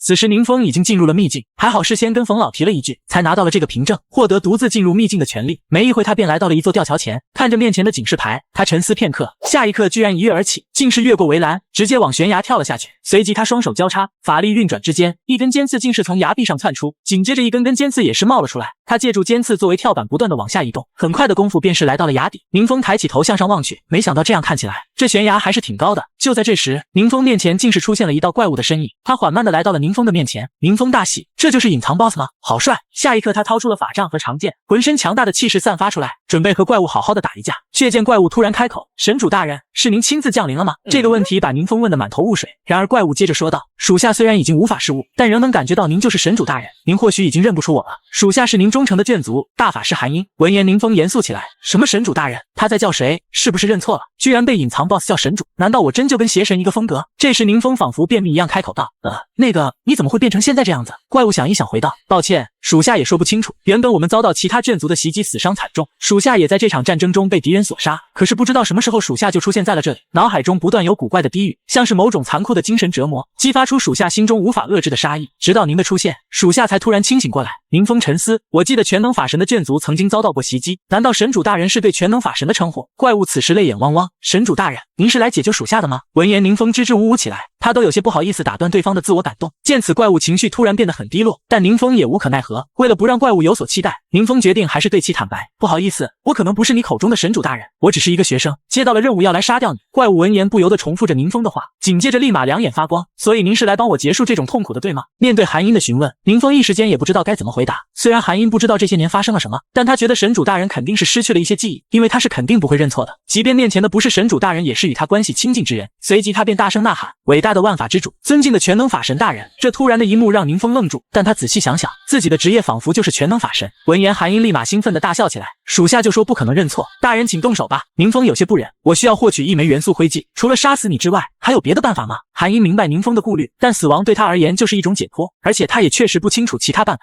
闻言，宁风沉默了下来，旋即问向韩英：你还有什么事情想让我帮你完成吗？韩英此时唯一希望的就是宁风能陪他多说几句话。听到这样简单的要求，宁风毫不犹豫地同意了下来。那给我讲讲当年的事情吧。韩英开始陷入回忆，那时候的您啊，经常幻化成人类形态到凡间找我们玩耍，我们明知道您是神主大人，却还得装出一副不知道的样子，这听起来没有一点神明的样子，但这应该说您是随性洒脱，我们非常愿意和您相处，就像现在一样，没有丝毫压力。随即韩英又问了问宁风的近况，时间过得特别的快，一段时间后，韩英便心满意足地站了起来，时间应该差不多了，能够跟您聊天非常开心。然而下一刻，他们便默契的一同陷入沉默。最后宁风开口打破沉默：韩英，将来有机会我带你打游戏。韩英做着最后的告别，那就一言为定了，就像以前您到凡间找我们那样。随着一道剑光闪过，周围顿时变得寂静无比，只剩下宁风沉默地看着眼前残留的战利品。此时冒险者管理局的会议室里，冯老将高阶秘境的消息带来，虽然知道异变的秘境里存在更高级的技能，但以他们现在的实力还是无法进行攻略。既然如此，我们有没有可能聘请神秘大佬带着大家一起攻略秘境？但冯老早就问过了，大佬并没有这样的合作意愿。闻言，老方露出一副理所应当的神情，这种时候大佬更应该跟所有人站在一起才对吧？完全凭借自己的兴趣行事，不受任何限制，你们真的认为没问题吗？碰上这样的杠精，冯老也不惯着。行啊，老方，我一会就去辞职，这个局长你来当，有什么管理大佬的办法你尽管用。说着他一拍桌子站立而起。彭鹤与古英出现威胁我家人的时候，各位都说没有任何办法，我已经做好了赴死的准备，最后是大佬和杜先生出手帮了我，现在涉及到利益，就有些人坐不住了。但各位记住，大佬不欠我们的。刘会长看着激动的冯老不由得暗想，这话也就老冯能说，因为所有人都了解他的性格，